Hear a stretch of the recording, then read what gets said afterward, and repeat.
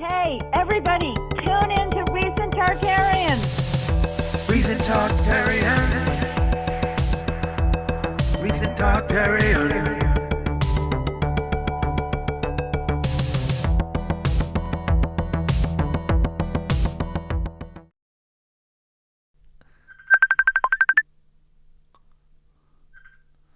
Hello, can you hear me now? Hi, of course I can hear you. There we go. Okay. I couldn't hear you at all, but Yeah. I think things are better now. Is it? Yeah, good morning if it's morning wherever you are. Are you in Canada? No, I'm in Minnesota. Very close, though. It's just underneath. It's about, 7 p.m., I think about. So. Oh, 7 p.m. already? Yeah, near the end. Okay, yeah. So how are you doing? Is it recording? Is everything ready? Yeah, everything's ready. I I was going to say, last time we talked, we broke the internet, and I think every time we talk, we kind of stumbled upon some things. And people who've been trying to talk about the things we were talking about, I've been seeing people get weird strikes, and they're trying to hide some of this information. So I feel like we really have to push even harder into what you brought up last time. And I know, like, cannibalism was only just the beginning of what we were talking about. So I just, take it away, David. How you been? Yeah, I've been fine, very fine. That last book, Skull and Bones.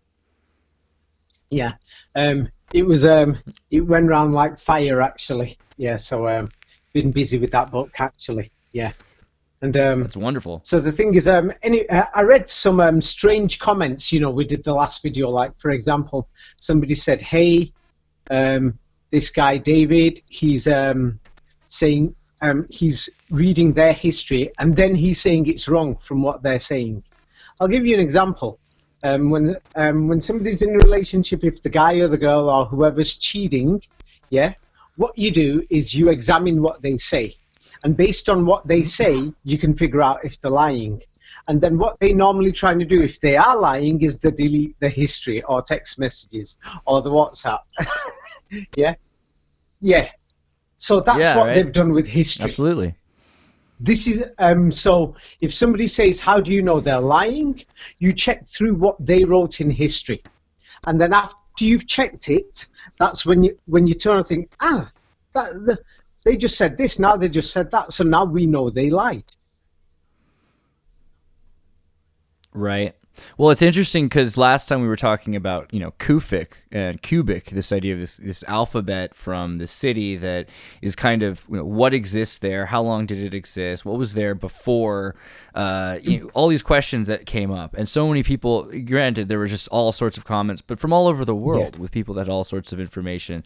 One of the things I thought was interesting was someone was saying, hey, this area that was conquered by the Arabians originally was part of the Aramaean dynasty, or whatever you call the Aram Damascus kingdom of the Near East, and so they would have been speaking a Proto-Aram, some sort of Proto-Aramaic, and that kind of seemed interesting. What if they took the script and changed the language? Let's go to the beginning, lost all the text. Because half these people have been watching so many videos online, so many different conflicting things.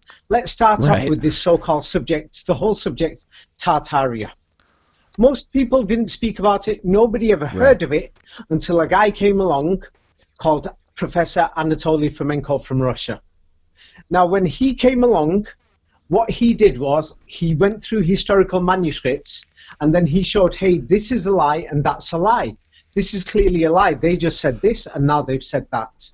Now, what are historical manuscripts? All my books explain this. Skull and Bones especially goes through it.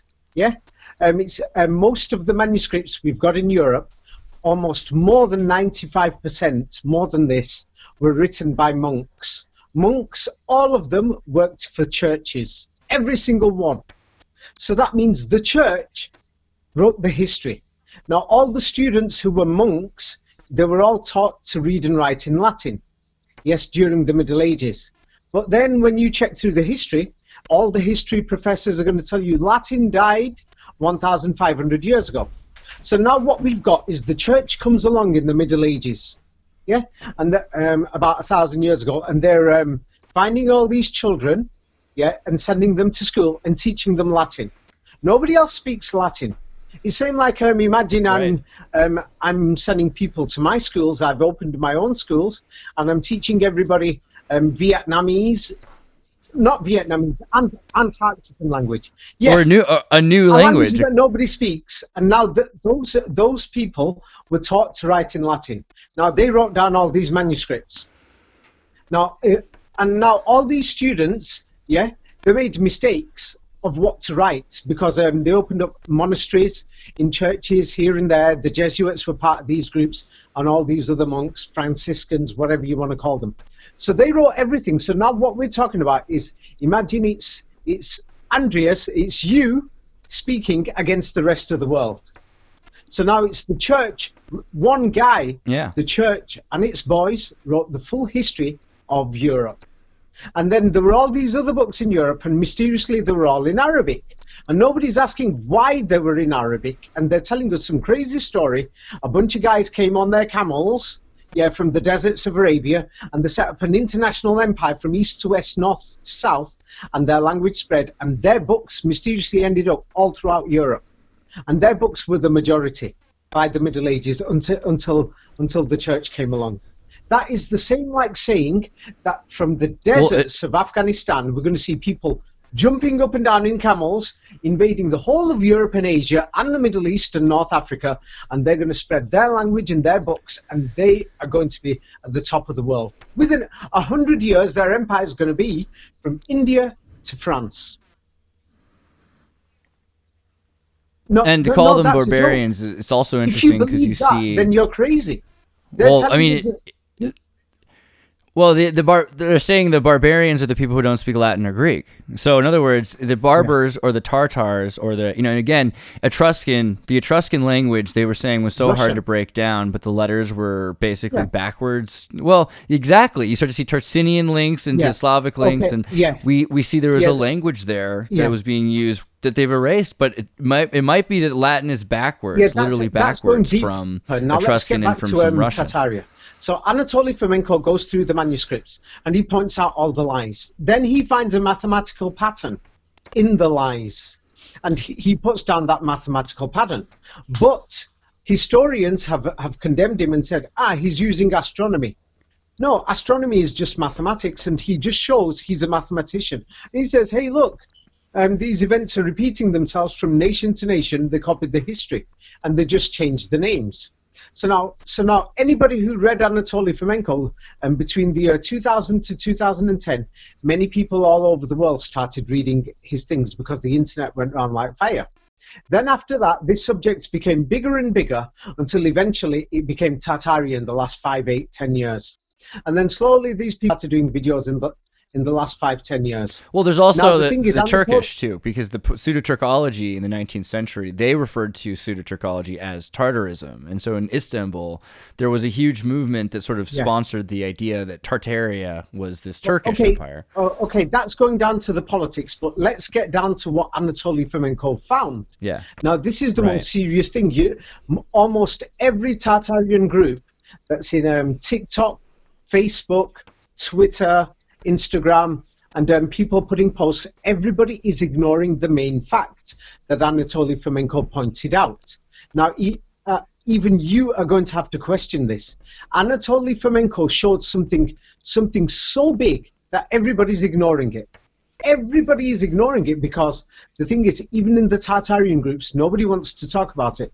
They're just going to put pictures on. Look at these amazing buildings. Oh, look, half the world is buried. Oh, there's something wrong here. We can see there was technology here. We can see there's these lies here and there's lies there. Now, the thing is, Anatoly Fomenko pointed out something that's very big. And do you know what he pointed out? That the majority of the coins in Northern Europe before the 17th century are in Arabic writing. We got a problem here now. We're talking Northern Europe, Sweden, Norway, Germany, Poland, Ukraine, Russia, and Russia's so big. Yeah? So we're talking about all of that. He points out they've got Arabic coins. Then the next thing he pointed out, another thing is, he said, let's go through all the swords and the artifacts before the 17th century, because he showed they added on an estimated 1,000 years of fake history from the time of Jesus Christ, from the year 0 to about 1000 AD. That could be 1100 years, 900 years. It depends because they've messed around with it. But now there was a good Fomenko 19 thing I saw recently. Yeah, I'll explain more about Fomenko later because Fomenko is also under political pressure. He's not one guy. He had a team of over 1,000 people.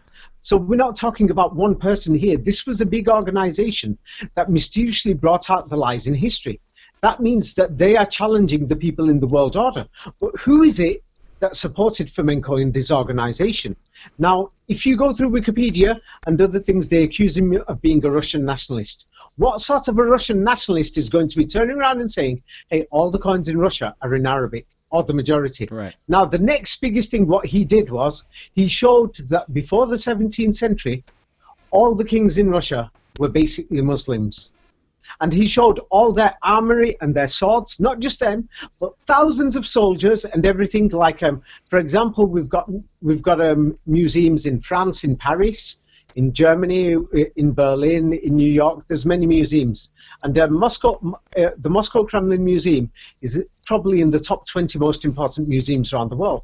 And he went through that museum, and there's thousands of artifacts, and there's many other things. That museum and its linked departments and linked museums with it. And he went through all the swords, and he said, what's going on here? They've all got Arabic writing on, basically almost all of them. The swords, we're talking about normal soldiers, like imagine you and me joining the army, and we decorating our swords with verses of the Quran and things like that. Now, we've got a serious problem here, because we've got the history of the Crusades and all the history of Europe, and we're talking about Russia, ruled half of Europe. Throughout history. So that means that the full history of Europe is a lie, and we cannot ignore that it was Arabic. But the silence, and I'm sure even after people hear this video and everything, there's going to be silence, or there's something suspicious going on. It's because it seemed like saying the United States, imagine that they're going to tell us that in the United States everybody spoke Chinese in 500 years' time. And then somebody discovers and says, hey, in the 20th century, all the coins were in English. All the car number plates, all the papers, all the books were in English. And Anatoly Fomenko pointed out, hey, everything's in Arabic. And he says even the churches had the Quran. And if you go to California though, right, and they're going to let you take your driver's license test in any language you want, you're going to find forms in whatever language you ask them. The languages, in England, we've got they've got the Indian alphabet in some places. I'm not talking about some places. We're talking about the majority of the coins. The majority. Not only that, we're talking about all the military armor of the Russian army is in Arabic. We're not talking about California. We're not talking about Siberia here, or in the middle of Russia, in the middle of nowhere. We're talking about right in the heart of the Kremlin. All the king's crowns, all their military armor, everything is in Arabic. I'm not joking. I've seen half of this myself. It's not just Fomenko. I've seen this myself. So that's why even I cannot believe it. Yeah, go ahead. In the Crusades, though, you would have had a number of different groups: the Cathars, the Bogomils, groups that were Alawites that were hiding Gnosticists that had. Islam was essentially a Gnostic sect, right? It continues on the Gnostic tradition of a non-Paulician group. What I've done, the way I've written my books, that you will notice that, especially in the book Skull and Bones, that you can open up any history book about the Cathars. Almost all of them are going to use the words like Gnostics, dualists, and all these other words. But often to hide Muslims, right? Because the Muslims were often just pretending to be a kind of Christian so that they could be. But I'm going to make it simple for you now. Now, a major reason why history books are written in difficult words, like they use very difficult words like Gnostics, then somebody is going to have to open up the dictionary. The average person has never heard of the word Gnostics. Maybe you and I have done, so they've made it difficult. In my books, I've just put it down simply. The Cathars, they were burned, they were killed, yes, and then the church wrote their history. And even what the church wrote down Yes, it's because so many different monks in different parts of Europe wrote it down. They couldn't hide the information because there was too much. They wrote down these people denied the crucifixion. That's one. They denied that Christ was the Son of God. That's two. They accepted Jesus Christ as a man of God, and they accepted the Torah. It sounds like Muslims. They accepted that he's not the Son of God. They accepted he was just a normal man like a prophet. There's no difference between them and Muslims. What is the difference? There isn't. So now it's historians who've labeled them as Gnostics. Same like today, historians have separated what is going on in the rest of the world. Like they created the nation states, like the British were in Egypt, the British were in Iraq, Syria. They created the borders. They created the title Iraqi. They created the title Syrian. They created the title Kurdish. These titles didn't exist. Yes, they didn't exist. So they created these things in the same way they've created Qatar. Yeah, they've created your title. Are you an American? Are you a Canadian? Are you was you born in America? Or are you a Latino American? They put you in these categories and they've created these titles. These men, the Cathars were simple humans. And then what they've wrote about them is saying they were devil worshippers and they had two gods, blah, blah, blah. There's no evidence of anything like that at all. Now I noticed that some people wrote something on YouTube, and they turned around and said he's looking at their documents. Okay, now if the world is turning around and saying yes, all these Tartaria groups and people doing research, yeah, many of them are hypocrites. Hypocrisy. That they are turning around and saying history is a lie. We're going to look for history everywhere in the world except within Islamic documents such as the Muslim Quran. That's wrong. That's wrong. That's wrong. It's because the Muslims were in Spain, right next door to the Cathars. Why can't we listen to what they've got to say about the Cathars? Well, they've had lots of Christians. Lots of Christians were living in Islamic caliphate, and they would have often tried to be Muslim in order and say you're a Muslim, so you don't have to pay taxes. If they were Christians, then why did the Catholic Church have inquisitions? Because they were not Christians in the sense of modern Christianity. They were Christians that they accepted Jesus Christ as a normal man, not the Son of God. That's why they were living within Muslim Spain. And then there's the false history saying that the Arabs invaded and took over that place. It's ridiculous because Morocco's population wasn't high enough, even at that time, according to official history. Yeah, it just sounds ridiculous.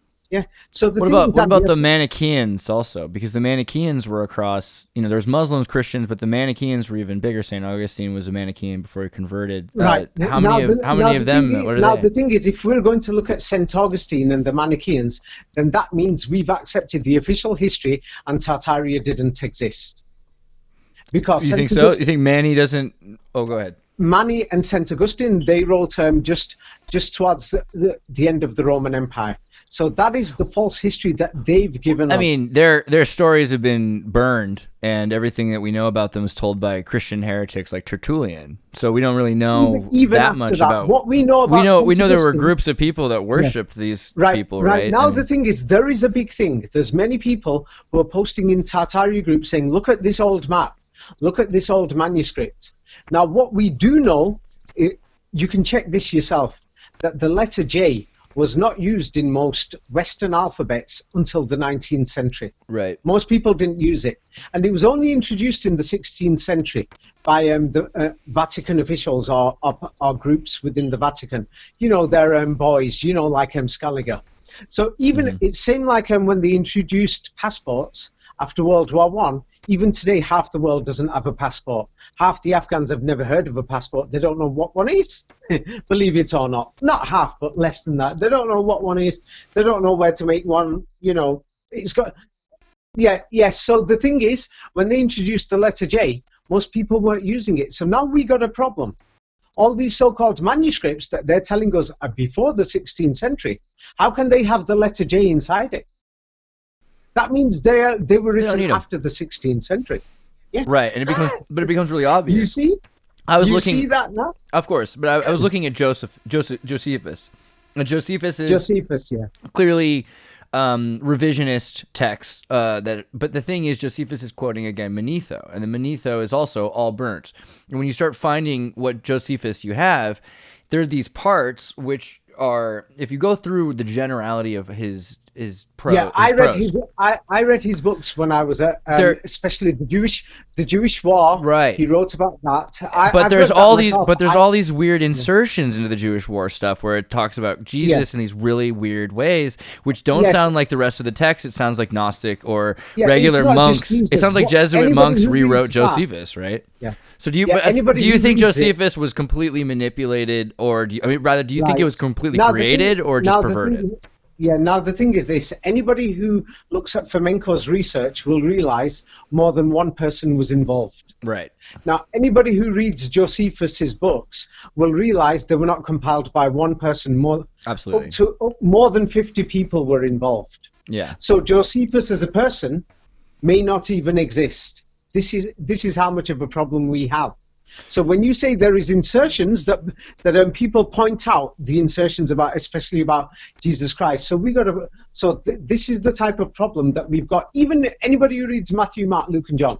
Right. I read them when I was age 14 or 15 when I first read Matthew, Mark, Luke, and John. Yeah, you can easily tell. You don't have to be smart. You can tell that this was not written by one person. Many, many people were involved. And there's many different versions of Matthew, Mark, Luke, and John. Of course. That's because there were so many different monks in many different places. And what they had to do was write a copy of Matthew or Mark or Luke and John for the nearest village. That's why we've got thousands of manuscripts. And we're 6 generations, but then we're 6 generations beyond that, because you've got 100 years after Jesus. Then you've got the Erasmus translations, and by the time it gets to Shakespeare, that's if you're sticking to the official timeline. Right. But the strange thing is the Crusades didn't start until 1,000 years after the so-called official dating of Jesus Christ. Now that's impossible, because in many of these so-called medieval documents, which are realistically 16th, 17th century, many of these medieval documents say that the Crusades took place after the 10th century because the people just woke up and found out that Jesus Christ had been murdered in the Middle East.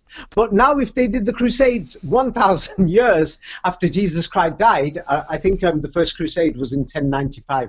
I've forgotten the date. Something like that. Now the strange thing is, how come they were asleep for 1,000 years? The Christians forgot that Jesus Christ suddenly got killed, and the first crusade happened 1,000 years later. Right.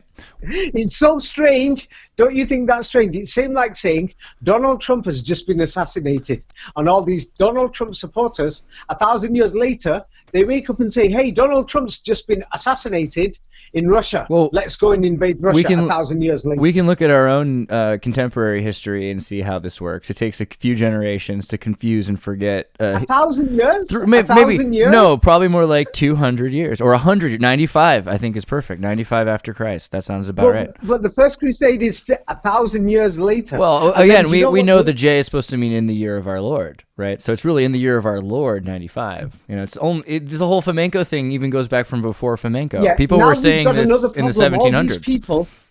All these people who are pointing out all these coins that have the letter J, there is another problem with that, because the letter J was not introduced until after the 16th century. Also, because J comes from an Arabic origin as well. I mean, it was probably used by other cultures that somehow made their way in through the Franks who were in Africa, and so that ties it back into that Alexandrian thing, that there could have been introductions of, these people went to Alexandria for school. Archimedes went to school in a place, and then he comes back with the letter. Okay. Now we've got a serious problem with this. Okay. Yeah. The library in Alexandria, they can't prove it to exist. Okay. The so-called Greek libraries. In my book, Ancient Greece, I've shown evidence beyond a reasonable doubt. The biggest ancient Greek library was not Alexandria, according to historians. They say is the library of Celsus in the city of Ephesus, and they say that St. Paul was in Ephesus. Now, the strangest thing is, anybody who looks at photographs of Ephesus city from 100 years ago and compares them today is going to think, oh my God, this place is a scam. We can't find Ephesus or the Library of Celsus. They've totally just built everything new. And they said there was a place called Celsus here, and the ancient Greek library was here.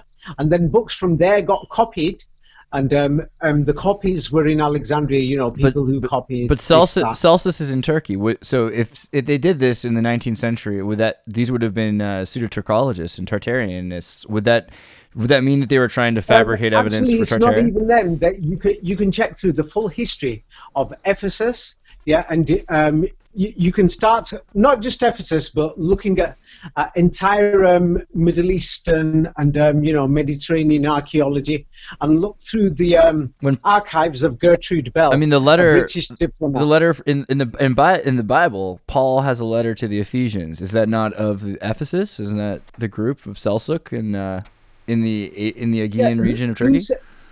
Who said these letters are true anyway? I completely question that, absolutely. But if that's the town that is in question, it's very interesting that the Bible talks about Ephesus. But it's not just that St. Paul is supposed to have been. Right. He's supposed to be there. Right. That's what they're telling us in history. Yeah, St. in Turkey. Paul was there, and not only that, John, who wrote the Apocalypse, and who wrote, they say he wrote the book of John as well, that he was in an island just beside Ephesus, and that they're not sure, but he probably went to Ephesus. Mm-hmm. Yeah, and they're saying they're not sure if he went there or not, because now many people already know that Ephesus is a scam. Now, if there is no Ephesus, then there is no library in Alexandria. Well, I don't know about that. So you're saying you don't think that in North Egypt, above Luxor, in the areas that we consider to be even On or Heliopolis that eventually became Alexandria, you're saying that region was never a center of information? I'm going to make it very easy for you. Okay. I'm sending you Ephesus, yes, where most of these Greek manuscripts originally were. Right, Library of Celsus, yeah. Go back to the original. It seems like saying, when you're talking about ancient Egypt, because historians are saying Egypt is a different nation. So it seemed like saying, hey, these books are American, but there was a library in Shanghai, and the Chinese had these Americana books. So now let's look at Ephesus City. I'm sending you the pictures so that you can share them, and so that people will have no doubt. Right. Yeah? Okay, so we're looking at a theater coliseum with it looks like a walk-in with poles, they're saying that pillars, the Greeks and it's and been the demolished. Romans or whoever built it. Yeah, and now I'm sending you.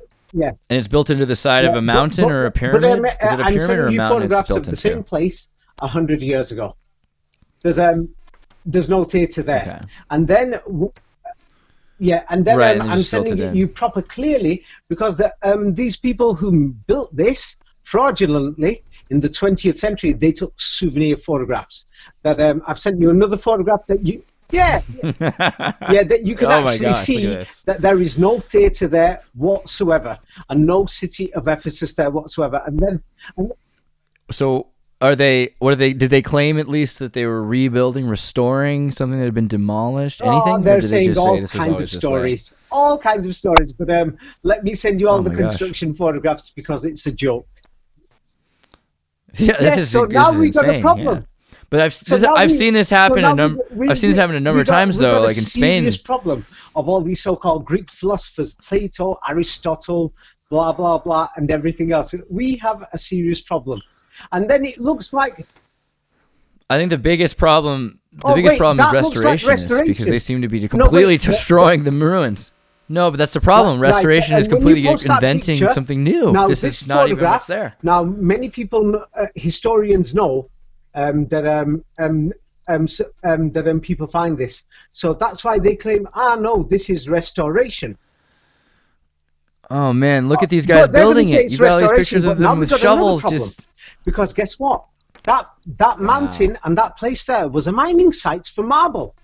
And then let me show you, how people did mining in the 1920s and 30s. I'm sending you a similar place where they did mining in Tonkin Mine in Vietnam. Wow. And it's making these making a step pyramid. Yes, but basically, wait, the next one, the first photo is they are claiming it's restoration. No, they built it. And then the second photo is comparing it to a mine in Vietnam at the same time in the other side of the world. I've sent you another photo.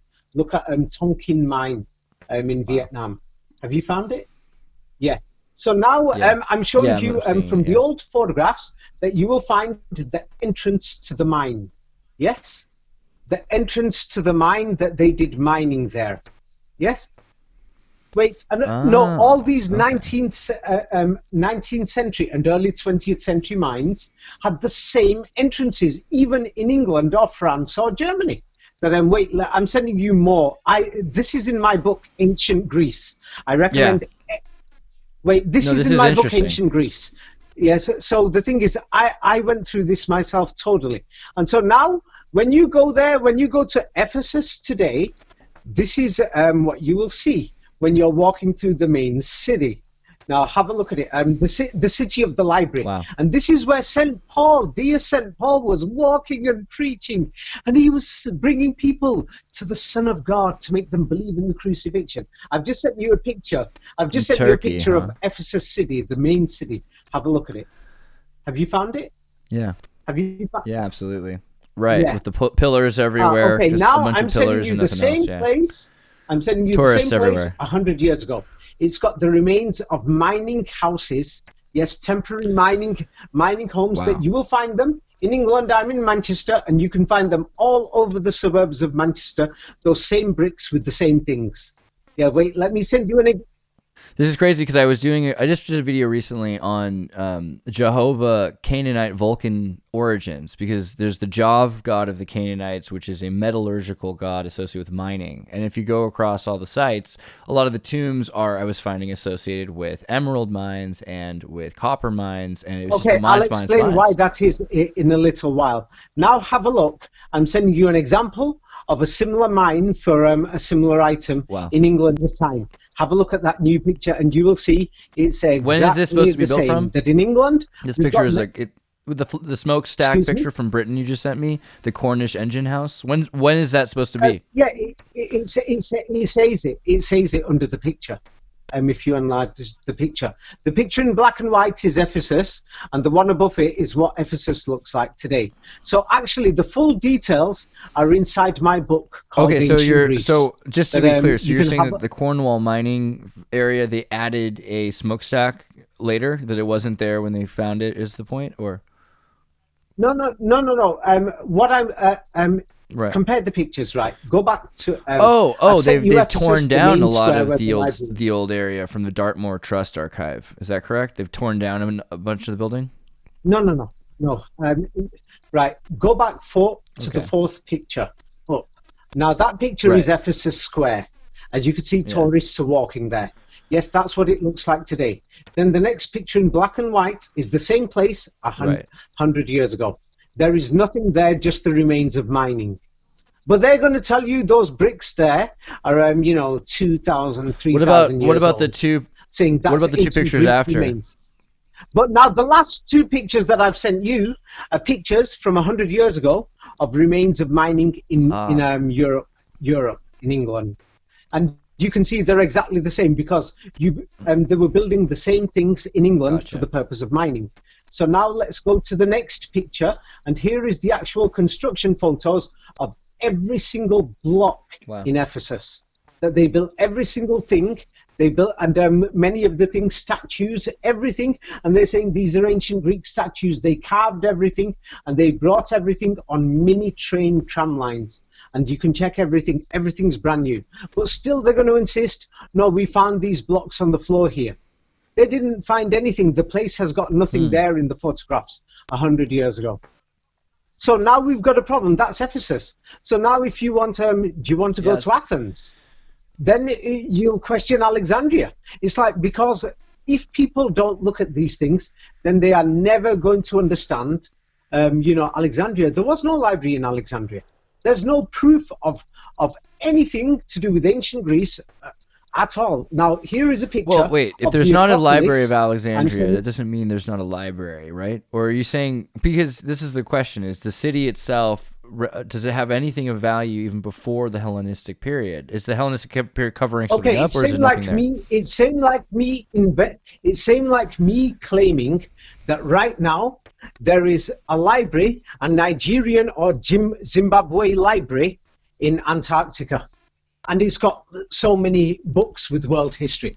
I've wrote it down, and I can tell people. But could the library, could the Africans went there could the Greeks have been 2,000 years talking ago. about somebody else's library, saying, "Hey, in Africa, in Kemet, there is a Thoth Emerald Tablets library." What ancient Greek documents do we have? Ancient Greek language died out 3,000 years ago. Well, 2,000 years ago, or 1,500 years ago. And then they're saying we've got all these New Testaments in Greek that we can't find any of them older than 500 years. They can't even prove the dating. But we are finding more and more documents from Africa. Do you know what it's like saying, I'll tell you how crazy this is. It's same like saying, let's find out the history of Donald Trump.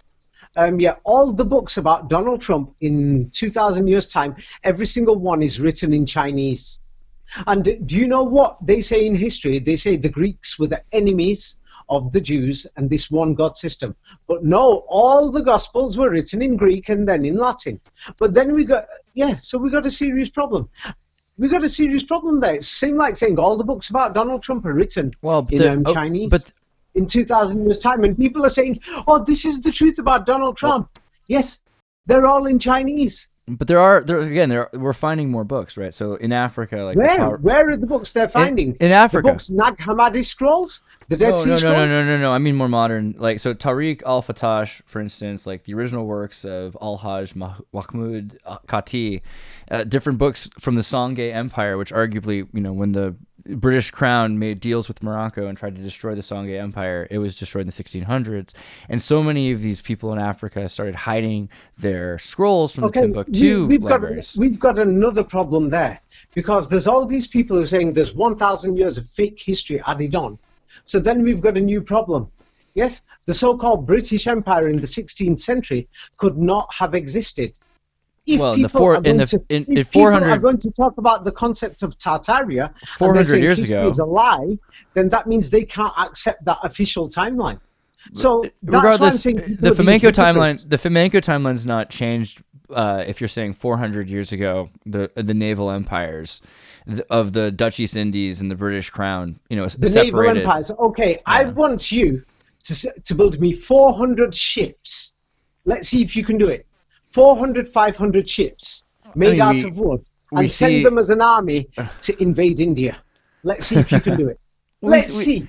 How long is it going to take you? The story sounds like a joke. And it seemed like, I've got people, they call them Afrocentrics, but they got a serious point saying, hey, they are telling us it took 2 months to cross the Atlantic on average with wooden ships, and they're telling us that they had African slaves, hundreds of them, in these wooden ships, all tied up and chained up. How did these slaves eat? How did they do toilet? How could they eat with their hands tied up? If they had their hands untied, they'd be beating up the people who took them as slaves. It's a 2 to 3 hour boat ride from Spain, South Spain, into Morocco. It's not really a very far distance, and even just island hopping down the coast. The idea that there were saying when you're saying that the British made a deal, where is the evidence of a British Empire? It's like we've got a problem here right now. Do you know why? Because they're telling us that the British had deals with the Russians. But then we can't find the Russians because we've got all these swords and everything else that are in Arabic, and they're in Arabic. So that means the history of the British interacting with Russia. We got a problem there. In the same way, I've just shown you the Library of Celsus. We got a problem. I agree with you. The British and the Vatican as well have changed history. But what I mean to say is that the people who were conquered and in this period in Africa, where we have all of these manuscripts, and then we have these stories of libraries in Africa, universities in Africa, things in Timbuktu, on all over the. Well, let's put it this way. Yes, I've been going to Africa for 20 years. Yeah, 20 years ago, nobody's ever heard of these so-called manuscripts written in Arabic. Yeah, in Timbuktu. Now, many of these so-called manuscripts, with their history, agrees over 80% with the official historical timeline, and the only difference is they make their history sound greater. In the same way that you can go to any other country in the world, they've got the same official history, 80% the same with a 20% difference. Yeah, The Timbuktu libraries and most of their Arabic manuscripts are forgeries.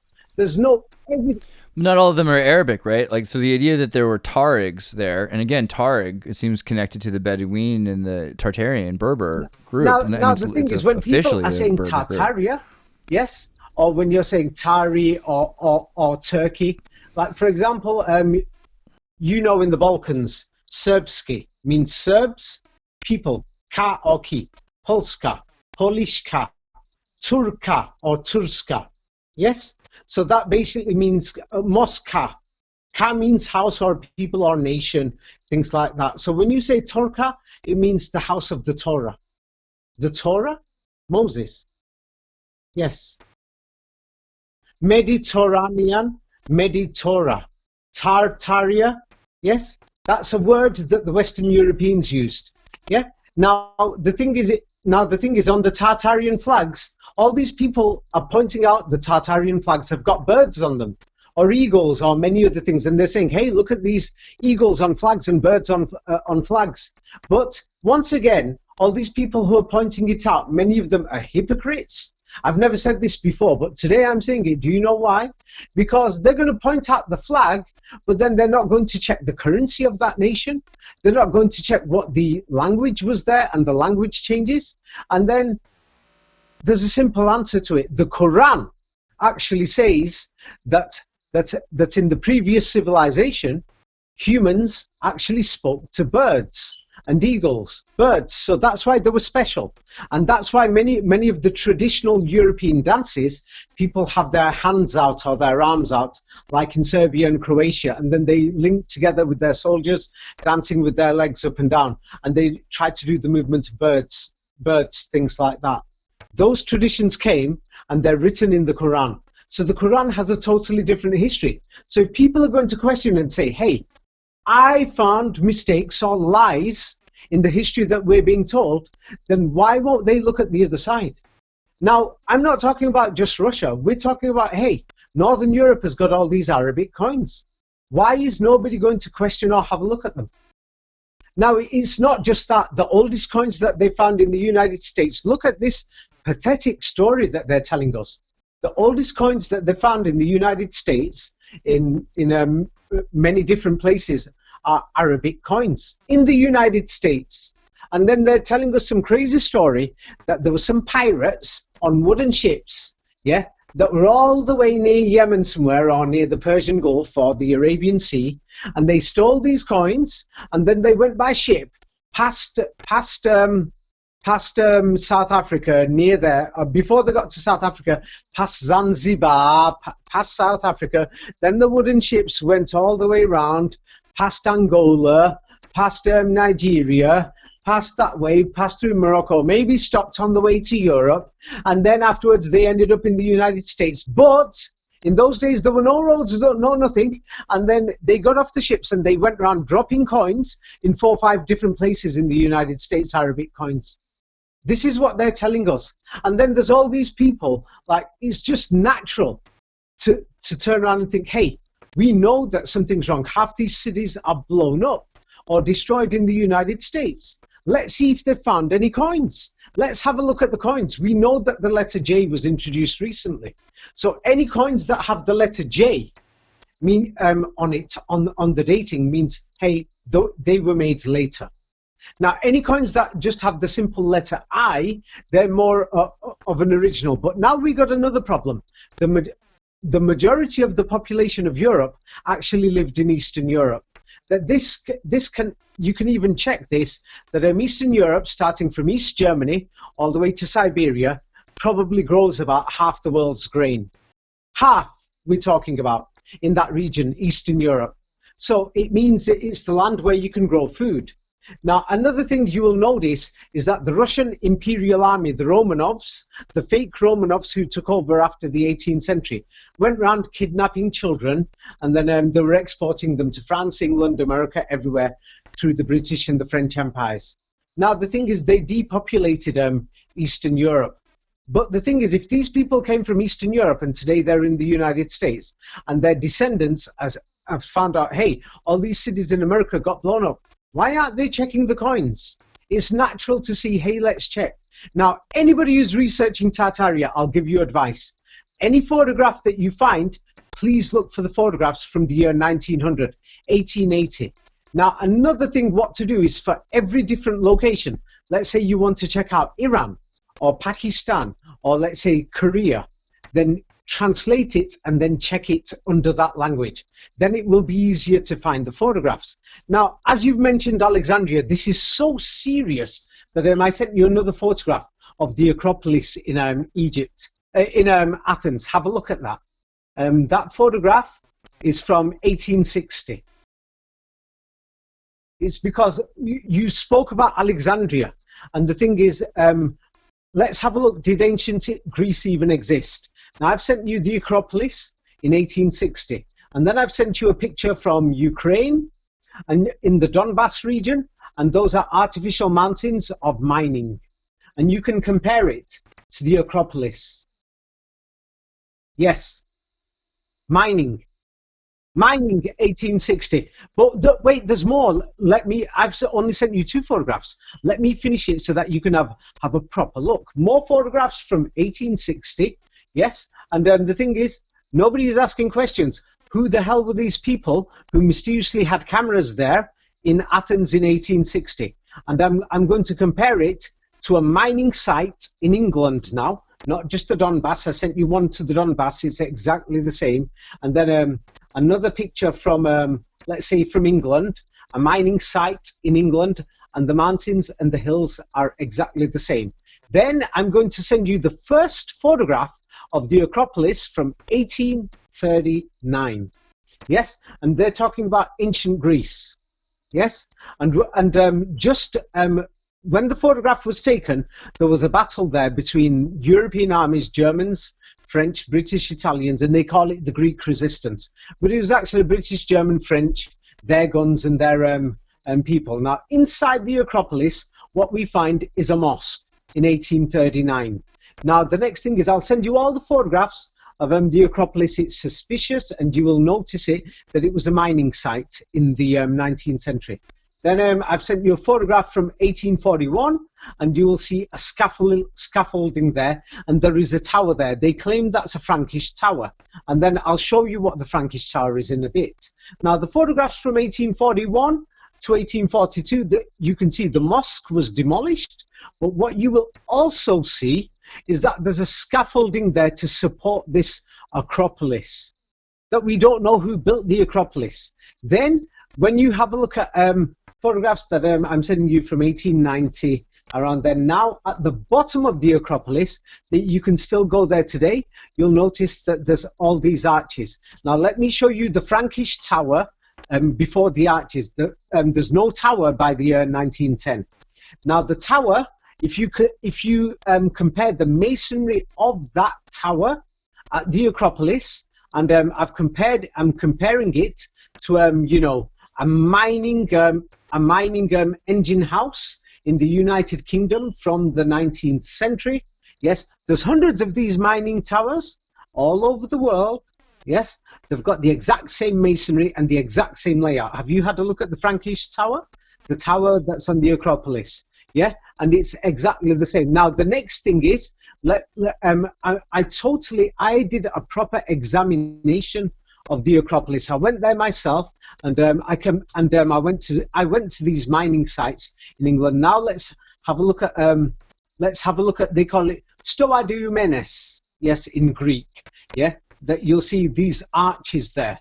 Now, the strange thing about these arches, yeah, is let me show you the arches. Magnified so that you could put them on the videos, because people think ancient Greek existed. The Acropolis is the main evidence, the heart of ancient Greece. The main writers came from there, Plato, Aristotle, they were all there in Athens. Now I'm showing you the same place from 100 years ago. And as you can see, the mining, and you will see that the mining came down, and it came down to the Stoa Dionysus, like a wall. And the wall was a barrier. And what you will notice, I'm comparing it to a place now called Rosedale in England from the 19th century. You'll find hundreds of these places around the world. In the United States, there's hundreds of them. Yeah, in the United States, what you will see is a wall with the same arches, with the same masonry, with towers. in mining places so that when they did the mining, yes, the mining comes to the bottom, yes, and when it comes to the bottom, the workers process it there. Now, I sent you that one's Rosedale in England, and here's another one. This one's in Devon. Let me send you them in the United States. What are they going to say? It's another acropolis, ancient Greece in the United States. Yeah, Ohio. That next, the picture I've just sent you there is from Ohio, USA in the 19th century. I'll write it down so that we don't get mistaken. You'll find them everywhere. Now, this is one from Pennsylvania. Now, you'll say there's different shapes of the arches. Yes, but there's so many of them at the bottom of these hills. Yes, all over the world with these towers. Now, I'll send you photographs from the late 19th century and the early 20th century, what they did inside these arches. Yeah, how they processed the mining. Can you see it?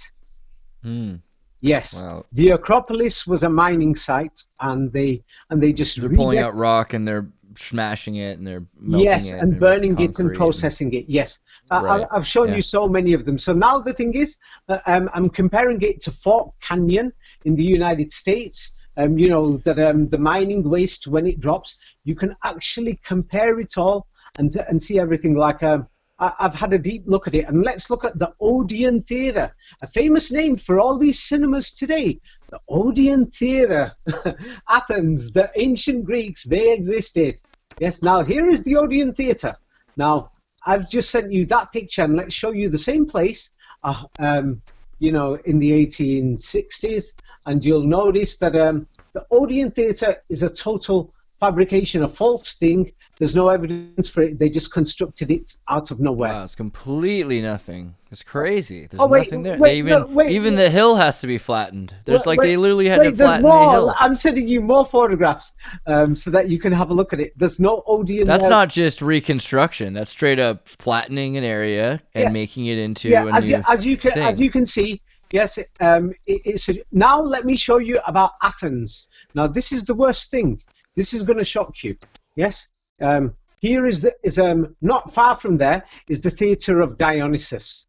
Now the same place in as you can see, Athens is a big city today. Millions of people. Now this is in my book, Ancient Greece. That anybody can check it themselves. Ancient Greece didn't exist, and in the book, Ancient Egypt didn't exist. Now the same place. Let me send you old photographs that you can check these photographs in 1900. There's nobody there. And then what happens is that from the mining settlement after they kicked out the Turks, yeah, the mining settlement and the British, French, German mining companies, they came and they built a few buildings, and the old buildings are what the Turks left behind. But as you can see, there's nothing there. There's nothing there. Nobody lives there. Hardly anybody. So as you can see, it's a joke. And now let's go to one of the most famous temples of the Greeks, the Greek temple of Artemis. Yeah, the Greek temple of Artemis is one of the best preserved because they say it was buried. Yes, this is what the place looks like today. And what you'll notice is that the pillars have got colouring. It looks dark and black because of the rains, sleet and snow. Now, I'm showing you the same place. Let me show you the same place around 100 years ago. When they say, we just found this place. The French, the Germans, the British and the Italians said, we just found it. Nothing to do with Turkish nationalists. It was these so-called Western archaeologists. They just said, and including people from the United States, from so-called institutions. They say, we just found it. And look at these photographs carefully. That what they found, you'll find so suspicious. I don't know if you've received that photo. I'll send it again. Yeah, have you received it? Yeah. Yes. Underground, there's railway lines. I can't believe you see those mini railway lines that they used for construction? Not a big railway line. There's mini railway lines. The Indiana Jones mining cart railroad lines. Yes, it's the mining cart railroad, and then they turn around and say, this is what the place looked like when they found it. And they said it was buried, and this is what it originally looked like. And then do you know what you'll notice? All the soil, all the mud there, the soil, is brand new and it's fresh. Mm-hmm. They just buried it. And they say, but nobody really thinks about it and thinks. And then do you know what? The worst thing is, by accident, they took photographs of burying the place. Yeah, I couldn't believe it. I noticed this myself. Yeah, I thought, what the hell? I've just found photographs of them burying the place. Yeah, that they're burying the place and they're telling us ancient Greek existed. So now we can't find Athens. We can't find Ephesus. They were the two biggest cities in Greece. Athens, then Ephesus, the two biggest Greek cities in the world. All the other places like Crete, Sparta, they were small. So how can there be a library in Alexandria with Greek books if we can't find ancient Greece? Yes. Man. Do you see what I'm getting I still at now? think the I've shown idea. you two- I still think the idea that the ancient Greeks stole something that was already there, and then. No, that's good. You still think they exist. Well, That's I don't why know if the Greek. What would you call them? What do you call the group of guys who changed all the? Okay, now. Who are the? What do you call I the people who noticed changed all the writings and made up all the names and made up all the stories? Okay, now I'm going to make it more easy for you. I noticed that there were many comments in the previous video that I did who turned around and said, "Hey."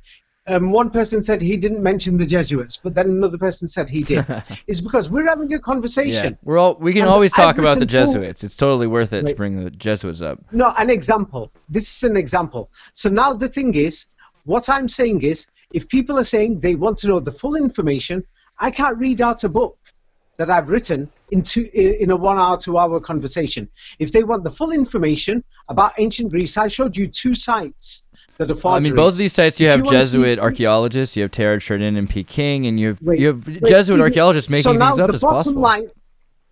The bottom line of ancient Greece, to show that it didn't exist, people are welcome to read my book called Ancient Greece. Yes, and the book called Ancient Egypt, because then they can see all the photographs of the construction and everything, and they can see it themselves. So what do you picture the world was like at this time then? I mean, are you saying that now the thing is there were not temples there? Now this is the thing. People are turning. What we've got is one version of history. Yes, that all the manuscripts, more than 95%, were written by the church and its boys. Yes, now were written by one person. So we've got a problem here. Now, if somebody's going to turn around and say, "Hey, I just made that up," yes. Is 100% of it made up by them, or is like 10%, or is 90%? It changes everything. Right, there's other percents, but we're talking about no one's going to have a look at the Quran or these Arabic books anyway. The majority, I mean. The majority. It's interesting. The Quran does say that Allah turned men into pigs. And it advanced before. And it turned men into pigs when they stopped following the law. Right. Now I've just sent you, from university libraries, people can check for it themselves that the majority of the church had a monopoly. This means I'm saying my guess is the church controlled 95%, but official historians say that the church had more than 99% control over the manuscripts and who wrote the manuscripts and what they wrote inside them. Very Soviet time. So they are saying the church had a monopoly, almost a monopoly. So don't take my word for it. I'm saying 95% of the information is from them. But historians from universities in France, Germany, United States, Canada are saying no, it's 99% plus. So we're talking almost everything was written by them, and they have told you that ancient Greek existed. So now they're saying, if you say, where is the proof?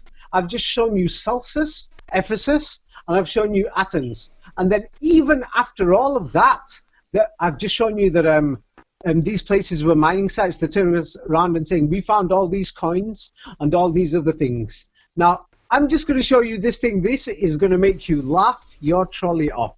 That you're going to turn around and think this is a joke, but let me see if I can find it.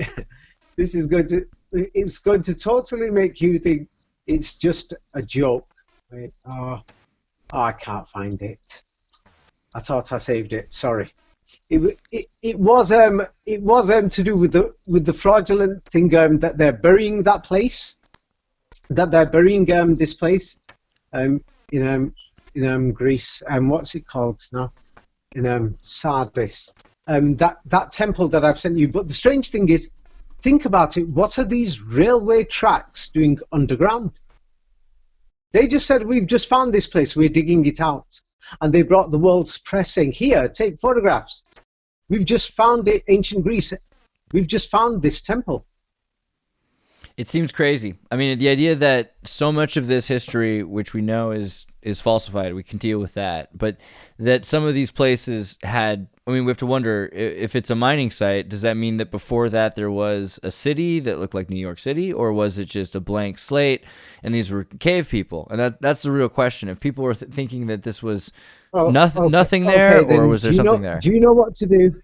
Invite people from your city to go and build houses and live on mining land and see if it's secure and stable. Right. Yes. That answers your question. Yes. That answers your question. Now, the thing is, the Acropolis mountain, where they're saying Plato, Aristotle, and the rest of them, yeah, we could see that place was empty.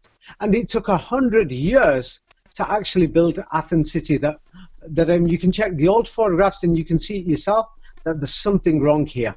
No, I've just sent you the two main things. If we can't find ancient Greece, how can we say that there was this library in Alexandria? If we can't find ancient Greece, then ancient Rome invaded Greece. We got a serious problem here right now. Oh, the Romans were in Ephesus. Ephesus was the second biggest city in the Roman Empire. But we can't find it. I've just shown you it's a forgery. I've shown you that the theatre, everything is a forgery. I've shown you it's a mining site. And they even say that it's built, they said, Alexander says it's built on top of the ruins of the Old Kingdom. So it's even supposed to be, it was abandoned for 1,000 years, according to mainstream history, in between ancient Egypt and Alexandria. So I gotta wonder more about this whole idea. If this whole area was just a mining site, but it does show, you have to wonder: is a mining site without homes, without a community? Is this a Canaanite labor zone? Well, the thing is, go to mining. I'm in Manchester. There's mining sites. Yeah, just Manchester's outside, a community. You guys have Stoke-on-Trent. Nice clothes. Yeah, I'm saying, but if you just go to the nearest mountain sites, they're still there from the 19th century. People don't actually live on the mining site itself normally. Yeah, so that's that. So the thing is, well, anyway, most of these ancient sites are forgeries. Yeah, so the thing is, ancient Greece, we can't find it, and in the same way, ancient America, ancient Egypt, we can't find it. In my book, Ancient Egypt, I gave you that last year. You could post these with this interview, all the photographs that I've given you. Here's Chichen Itza, and you can find the construction photographs of Chichen Itza. In the last 100 years, they built it. So, well, it's also all these things. It's also interesting because again with the Fomenko timeline, and you start to look at even mainstream timeline, and they place Moses right on top of Akhenaten. It's like literally according to mainstream that they're the exact same time, that they're doing the exact same thing, creating a monotheistic, unitheistic cult in Egypt. Yeah. And the thing is, now that you've mentioned Moses and Akhenaten, I'm sending you the most preserved temple and the most important part of history of ancient Egypt, or the most famous, is Tutankhamun. Everybody's heard of that guy. Tut. Yeah. So now the place where he's buried, I've just sent you a photograph of the temple of Queen Hatshepsut. Yeah, that's what they call her. Sounds like a fake name they've made up. Now, I've sent you that temple today, and you can find photographs of the same place at 1880, 1890, 1900. There's nothing there, and it's a mining site with a mining tower. Wow. Yeah, there it is. Yes. Yeah, the mining tower is there, and then not only that, you could the people who built the place, they took souvenir photographs of themselves constructing the temple, which is ridiculous because they should have been careful to hide them. But of course, in the future, we're talking about after they did it, some other people came along and said, "Hey, let's release and sell these photographs to the world."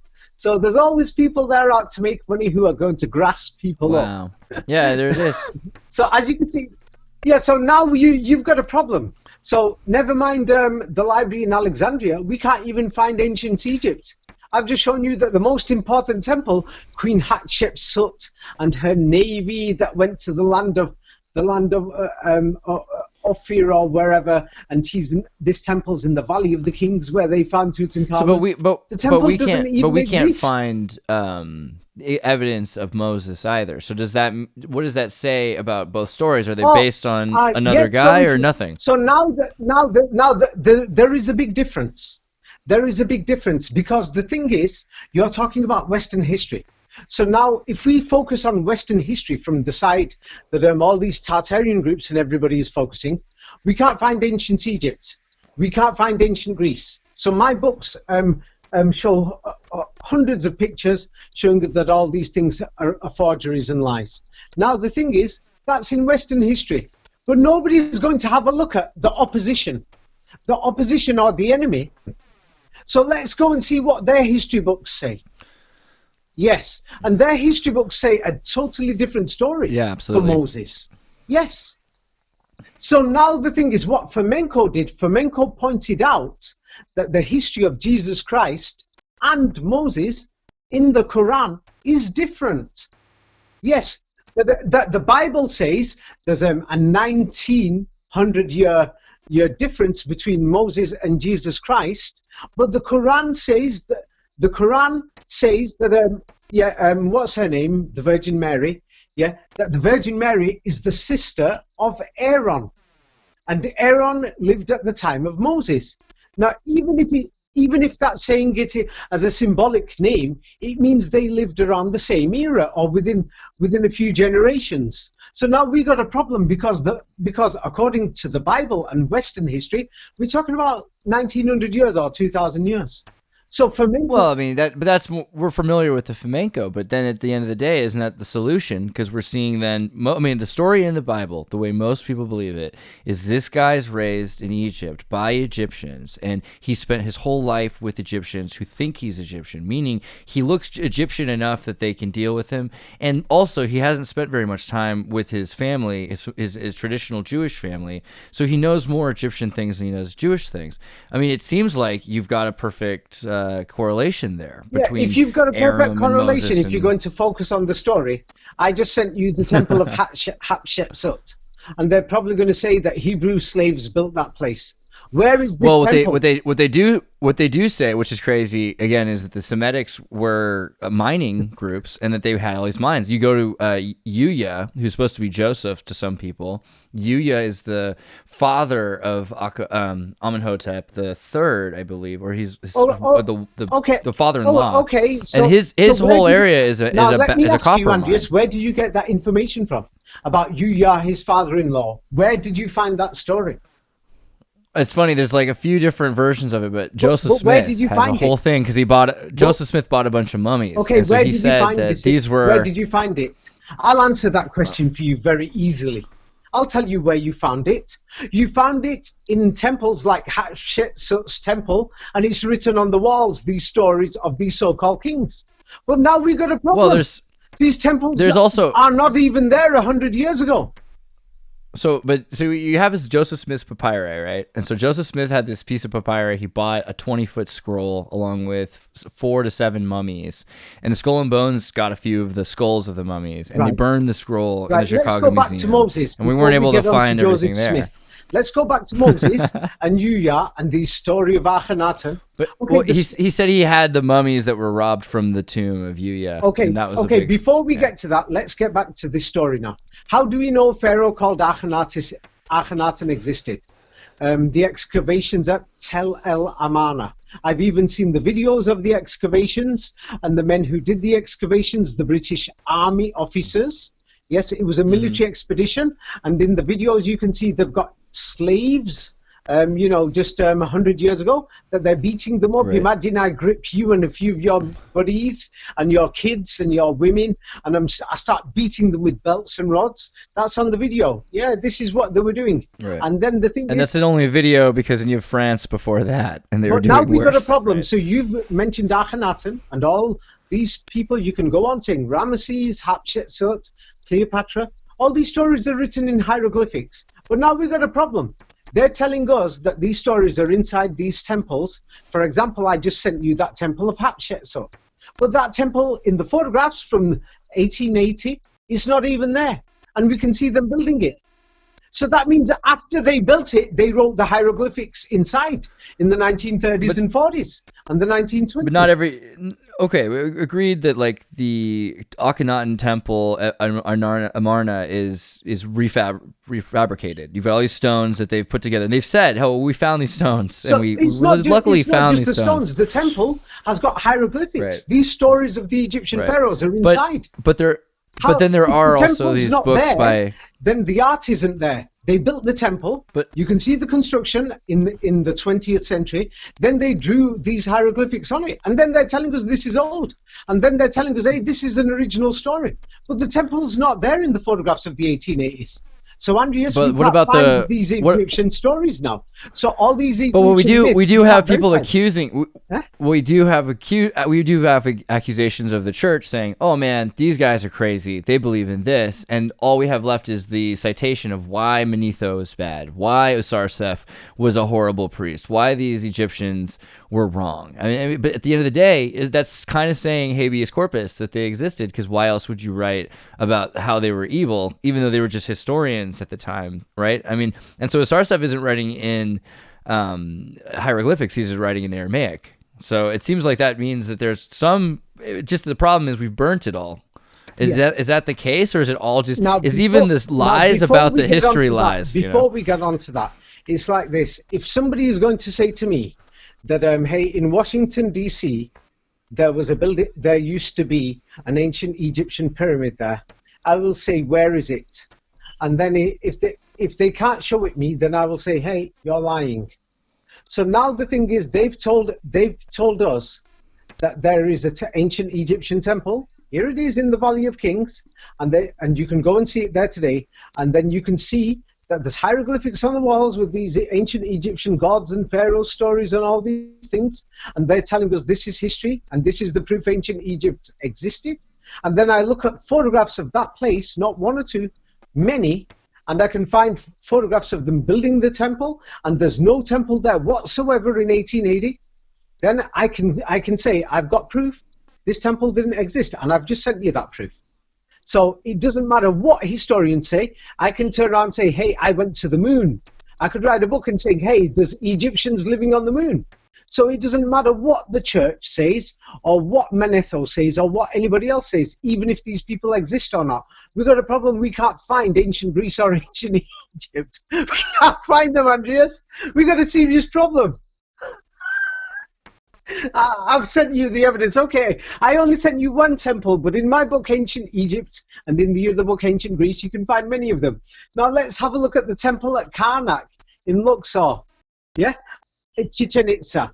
Yeah, and they're in the books, Ancient Egypt and Ancient Greece, and in some other books that I've written. Now, here is the picture of Luxor. Okay, it's not about reassemble.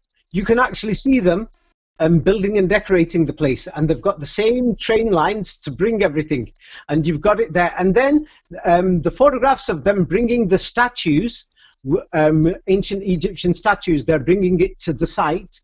Yeah. These guys, they took souvenir photographs. I haven't got a clue why. Yeah. They took them, and then their buddies, let's say you and me, we did a scam.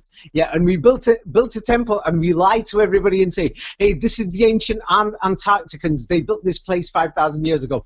We're making millions of dollars, and then suddenly I backstab you. And I've kept all these photographs, and then 10 years later, I grass you up, and I release the photographs online everywhere, and then, I'm making money from them. That's what's going on. So that's why we've got these photographs. Yeah? Can you see? So as you can see, there's more. Now this is the actual, have a look at the full site. They're constructing it. As you can see, there's modern metal bars there. And you can actually see videos from the 1920s, let me send you, that you'll see advanced scaffoldings inside Luxor to hold all the pillars up, because the pillars were actually falling apart. And let me send you, you can find the videos, they're in Arabic, so people will have to, wait, have a look at the scaffolding. Yeah, that's inside. Can you see the scaffolding? I've just sent it, and as you could see, that they, so they didn't just have slave workers. That scaffoldings, and there's the gate there to seal it off so that nobody can go inside.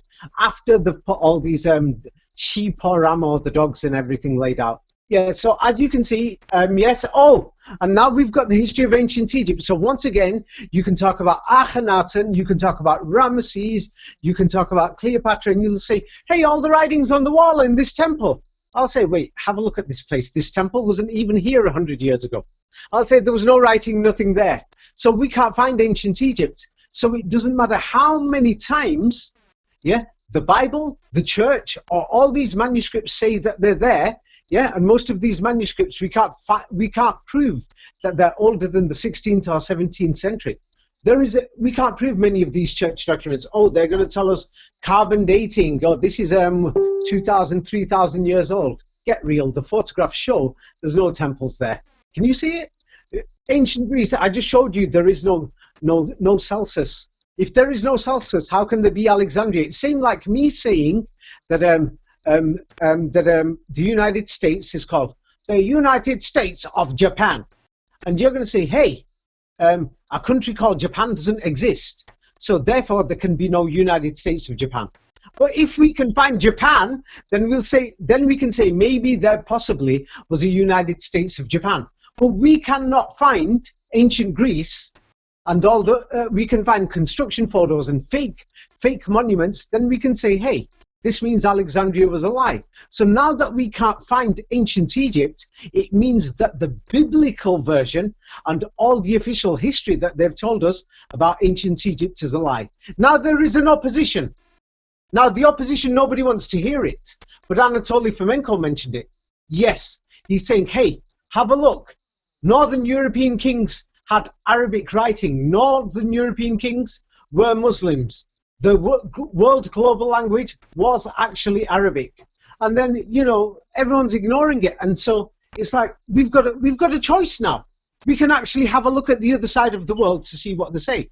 I am not telling anybody to look at modern Islam or Islamic textbooks, because most of them have been written in the last 2-3 centuries by the Jesuits and other European corporations, like the Dutch East India Corporation and the British East India Corporation, opened many printing presses in the Middle East, and they printed and they fabricated many Islamic documents. Many Muslims follow these Islamic things. Yeah, I'm not asking anybody to look at Islam. I'm saying to look at history. The Quran is a historical document, same like the Bible. The Bible is a historical document in the West. The Quran is the opposition. Yeah, and it's actually, it doesn't use the word Pharaoh. It says the word Firaun. Yes, that I noticed that was one difference. Yeah, and same like when we talk about Moses and Pharaoh and Firaun, I'll have to state this example. It's like, for example, there's the Jesuits. Yes, and before the letter J was introduced, Jesus Christ was called Iesu. That's why it's called Society Iesu. Yes, the church itself, anybody in Europe called Jesus Iesu. That's why it's called Society Iesu. Today it's called Jesu in Italian, but it's originally Iesu.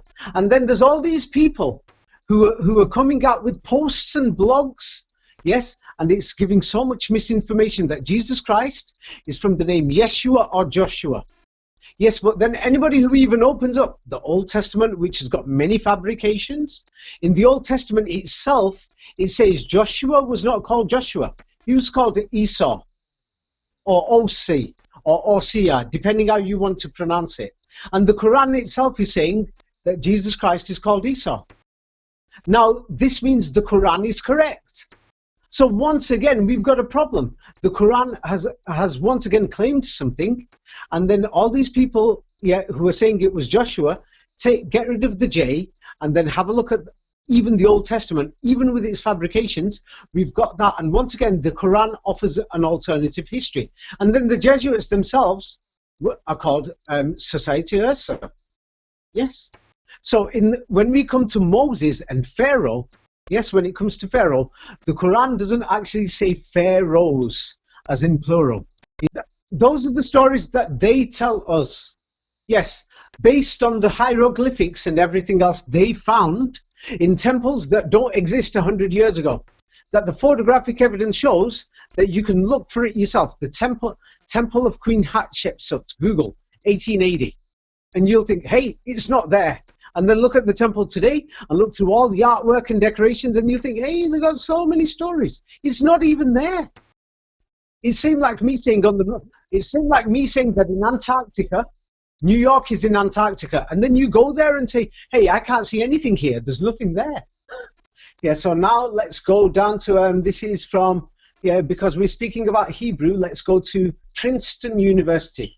I've just sent you a picture of Princeton University, and this is Professor Mark Cohen from Princeton University, and he said he has shown evidence that in the Middle Ages, the Jews, even their Jewish religious literature, was written in Arabic in Europe.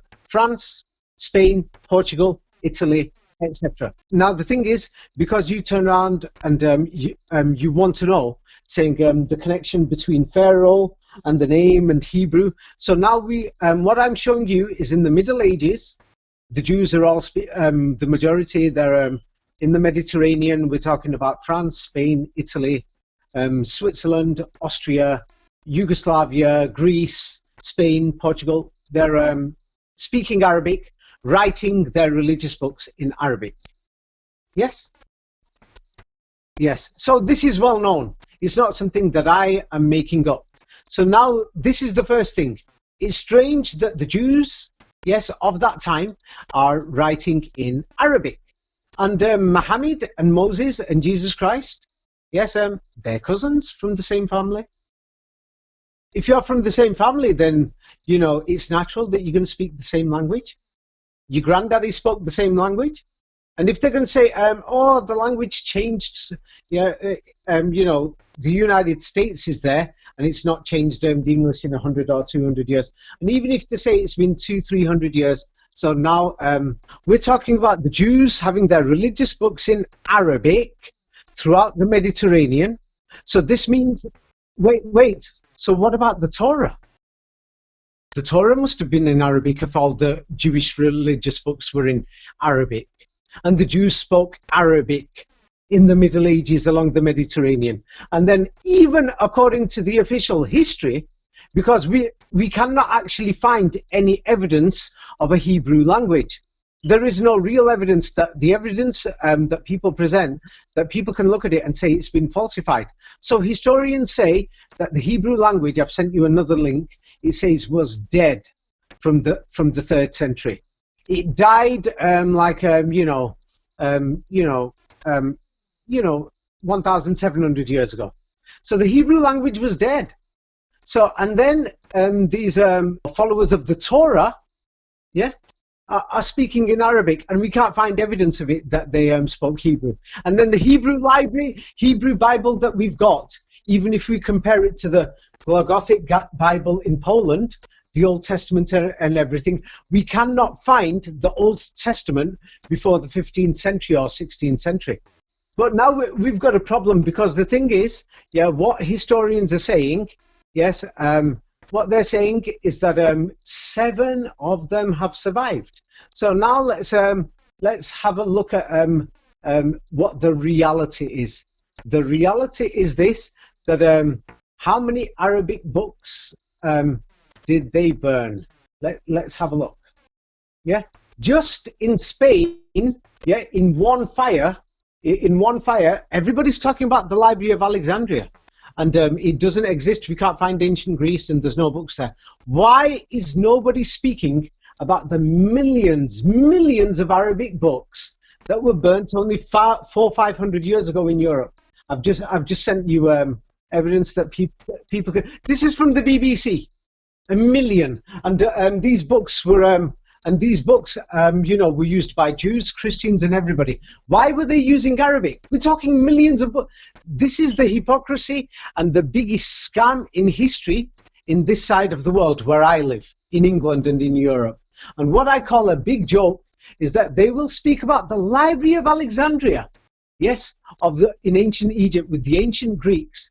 And nobody's going to talk about the millions of Arabic books that were burnt in Europe. We're talking millions of books. That means millions of people spoke Arabic in Europe. Yes. And then what nobody ever has a look at, like, for example, we mentioned Jesuits. Yeah, so let's get to the bottom line of the Jesuits. Now, the thing is, yes, everybody talks about the Jesuits, and they went all around the world. So the thing is, everybody will say, why is David talking about these subjects? Now, the thing is, it's very important for us to understand the history. We must talk about it. Everyone's going to speak about Tartaria and say it's Russia and say, look, the map shows that region. Why aren't they talking about all the kings and princes of that region were Muslims and they all had Arabic writing, all these Russians? That shows that the full subject of Tartaria has become a joke. Now, another thing is, everybody talks about the Jesuits, but I've almost never or hardly ever heard this from anybody. That I had to look for this myself and go through the works of Fomenko. Now, this is going to shock you. Now, have a look at why the Jesuits were created and what were their plans. 1534 official history. The first Jesuits, were appointed by the Pope. Yes, Pope Paul III. Yes, they are an order of the Roman Catholic Church. And what was their plans? Their plans were for the conversion of Muslims. And they were created in Paris, in France, to convert Muslims. The whole objective and the reason for the original existence of Jesuits was because of Islam and Muslims. But now we've got a problem. Historians, they're trying to use nice words. And this shows that they're liars, because they're telling us, they just wanted to convert people. We got the Jehovah's Witnesses. They're preachers. They're trying to convert people. But let's have a look at what convert meant at that time. And I've sent you a picture what convert meant in them days. Convert meant, hey you, convert or die. That's what it meant. And also you can imagine, like, mathematically, like the conversion of these books, conversions of these cultures, not just these people, but their entire, to completely take their culture and assimilate it, you'd have to convert. So now we got a problem. In Europe, we've got people like the Cathars, the Bogomils, the Waldensians, many other people. All of them denied the crucifixion. All of them refused to accept that Christ is the Son of God. Yes, all these people, yes. And then the church wants to convert these so-called Muslims, and Arabic books are being used all over Europe. What was their religion? And then we've got all these skulls and bones in the bottom of churches. Yeah. Now, one of the biggest crimes in history in this side of the world, that is criminal, what they've done to us, that we're born in this side of the world, is this. It's a big crime that we know that the Jesuits have done things in the past, and that maybe they've changed today. But what they did a few centuries ago, everybody knows it is suspicious. And they're not telling us what their plans were. Their plans were to convert Muslims, convert or die. And then they were set up in Paris. Yeah, by the year 1600, they sent 1,000 Jesuits into Germany. Yeah, but Germany is supposed to have not had Muslims at the time. And they're saying, oh no, they were Protestants. Is that really true? We got a serious problem with the history they're telling us. So now this is the reason why we cannot ignore what the opposition, what these Muslims are saying in the other side of the world. Now, if we want to ignore that, then it's our mistake. It is our mistake, because we've got the books in Europe, the millions of books were Arabic. Now, we don't know why they were Arabic. They're telling us these guys came from the deserts with their camels, and then they brought their language and their books to Europe. It sounds like a joke. Can you imagine people jumping around on camels coming from Afghanistan with their books and their language into Europe? It doesn't make sense. It's just a crazy, pathetic, ridiculous story that people just believe. I don't know how they could believe it. So I forgot why we got onto this point anyway. But as you can see, we cannot ignore these things. We cannot understand ancient Egypt or ancient Greece, if we stick to one side of the history, there is the other side. Now, right. I think it's we were looking at how the Quran says things, and the fact that so much of what we understand about the Bible and the Torah are coming from Arabic sources. So the Quran might be a better, more authentic story about Moses, who again is supposedly alive during the times. Another less authentic story about Akhenaten. Do you know what I realized myself? If the books in Europe, the millions of them, 400 or 500 years ago, if they were in Arabic, then this means that the original gospel of Jesus Christ must have been in Arabic too. Now somebody will say, why would David say such a thing like that? Because the Jews themselves are writing in Arabic in the Middle Ages in Europe. So how do you speak? Okay, so we had started earlier talking about Aramaic. How do you feel about Aramaic then? And what do you believe about Aramaic? Now the thing is, imagine if you're going to say, how do you feel about the dialect that's in Florida, in Texas? How do you feel, man? Good day, man. As an American, I feel strongly, but yeah. So if somebody is going to speak about Aramaic, you're speaking about a dialect. In the Middle East, it's just one regional dialect of Arabic. That's all it is. It seemed like saying, hey, what about in Brooklyn 20 years ago? They had their own accent. What about in is it South California, South Los Angeles? Yes. Go to South Los Angeles, hear their dialect. Yo, don't do this, man. I don't want to use any bad language. Okay. I don't want to use any bad language. You can find pardon my French and Tartarian, but you can find some examples of similarities between Arabic and Aramaic. It's not some examples. It's actually the same language, but with different. You can find a lot of differences too, though, right? When you say differences, I'm going to give you an example now. If you are going to go to just to an area in New York where there's high poverty, yes, and where the education system is not that good, and then the students are writing something, yes, and they're writing something down, yes, because these documents that you've got in Aramaic are written by monks, and we don't have any ancient original manuscripts from Aramaic, apart from some things that they claim, like the Nag Hammadi and the Dead Sea Scrolls, which people have shown to be forgeries, but no, the church. Well,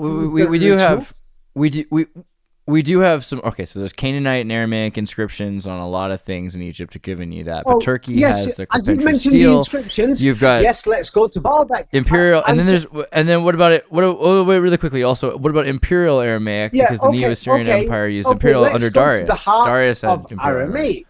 Yes, let's go to one of their major sites called Baalbek. Yes.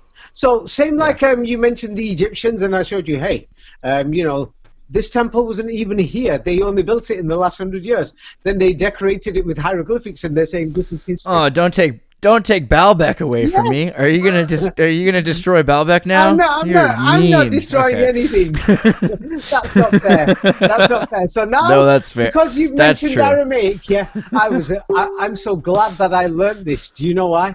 Because I'm so happy to help the world. Now the thing is, let me show you a photograph of Baalbek in 1870.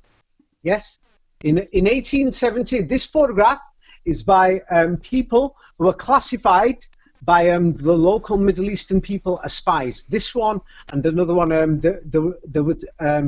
this one or the other one I'm sending you to, about 100 to 150 years ago.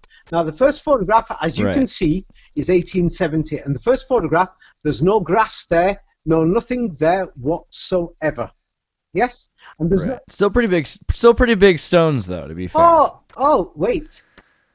You're looking at 1870, and then the second picture is after they did a bit of work there, and that's from 1900 when Gertrude Bell went there. And Gertrude Bell was a British spy, and she was who was involved in fabricating history. Now then, let's look at the place today. Have you seen the difference? Wow. Yes. And then they're saying, hey, it's ancient Baalbek with all these ancient pillars and everything. Yes, they actually... Wow. Okay, that's clearly That's clearly nuts. Adding those pillars and everything, I'll give you that. But what about the giant stones still in 1870? There are some giant stones around Well, if you're going to say giant stones in 1870, we've got even bigger stones in Venice in the 1700s. Right. Yeah, even bigger. Right. That's actually. So, but what does that say? What is that? How does that speak? A damaged building from the 17th century. There's not much difference. So yeah, exactly. So that's the question there. So in terms of Tartarian architecture, what do you think this is built on top of? They've taken the scraps of a destroyed now that you've mentioned civilization. Tartarian architecture, yeah. The thing is, now that you've mentioned it, I went this through the other day with somebody who's in the Tartaria groups, and the thing is, he added me as a friend, and he went through my books and he was shocked because there's all these things, there's so many books and everything showing all this great, amazing architecture. Now, I'm going to send you a building and I'm going to see what you have to say right now. Yes? This building that I'm sending you here, you can clearly see that it looks like a stone building. Let me just send you a picture of it. Yeah? And I want you to describe this building to me. Is it the Renaissance or the Tudor times? Is it 16th century or 15th century? And does it have Saracen architecture or does it have Frankish architecture on this building here? Well, I mean, Ferengi means Frank, right, in Arabic? So I would say this is Ferengi architecture. This looks a bit of both. Yeah. When's it supposed to be? 15th century? What about that tower? Does that tower look like a Saracen tower? Can you see that? It's exactly the same mining style towers, the squared towers, and also you have the Technasma poles. What is this building again? How old do you think that building is? Mining place? Well, I mean, bricks can be sandblasted. It could be old. I would say between 200 years and 600 years. Okay, now the thing is, notice on the right-hand side, there's that triangular roof there. Can you see it? Now, those things are common, yes, in many Renaissance buildings in Europe, or buildings that they claim are the Renaissance. Yeah, you've seen them, yes? Yes? Yeah. So now let me show you. I mean, it could be older, too, because the stones look old enough. It could be older, yes. So now the thing is, let me show you this building from a distance. And this is actually going to totally amaze you. Now, the thing is, the average person, they just believe anything online and they don't check it. So now I'm going to send you a better picture of this building. And then people will be able to figure out St. Petersburg and all these other so-called Tartarian cities. Yeah. Let me send you from on top of a mountain. And this actually looks like... what do you call it? It actually looks like one of the great buildings of St. Petersburg. But actually, this building's in England. Have a look at it. Yeah, this is looking at the building from another angle. It actually looks like one of these. It looks like a princely palace that you will find in Italy or France or anywhere else. And you can see that pole there. We've got poles like that they call obelisks. Yes, let me say... before I tell you the secret of where this place is, this is actually going to totally shock you. That what you will find the similar places in London, Petersburg, many places around the world. Yes, let me send you an example of Petersburg, because then the thing is, you will realize that many people who are going online, they're just being brainwashed by people in Tartaria groups who've never bothered to actually check the history or considered there's an opposition to Western history. Yes? I mean, look at the obelisk. The obelisk says a lot. I think the obelisk kind of stands out.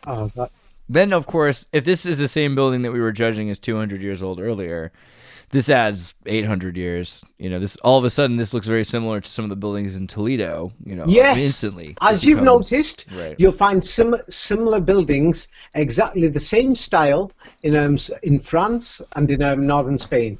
Now, I'm going. Places that were known to be Arabic. Spain was run by Maimonides, who was Jewish, but he was in charge of an Arabic now I'm sending you state, a place where I've been to.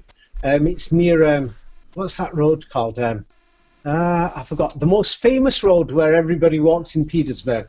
And I'm sending you the same place, and you will see a similar building in Petersburg. There's many pictures for it online. This is just one picture. Oh, Nevsky Prospect. And many foreigners, they call it Nevsky Prospect. But here's Nevsky Prospect. And they're telling us this is an obelisk with that palace there. Mm-hmm. And as you'll notice... Wow, and it has the electrum on top of it, the flame on top of the obelisk. As you notice, the building is similar. Now I'm going to give the secret away, and then this is when people are going to have to reconsider, the full history of that's going a bit too far in these Tartaria groups, that I think that some people are doing these things on purpose. Yeah. Now let me show you what this obelisk is in that the original place I sent you is actually in England. And the thing is, many of these obelisks, people can find out what they really are. Now here is the real deal. Can you see it? Have you found it? Yeah. It's actually a factory. Yeah, right there. So what I find really interesting is you've got these obelisks, but you also have mentioned mining. Wait, have you not seen it? They look like mining towers. Wait, it's a mining tower. The salt mill chimney? Yes.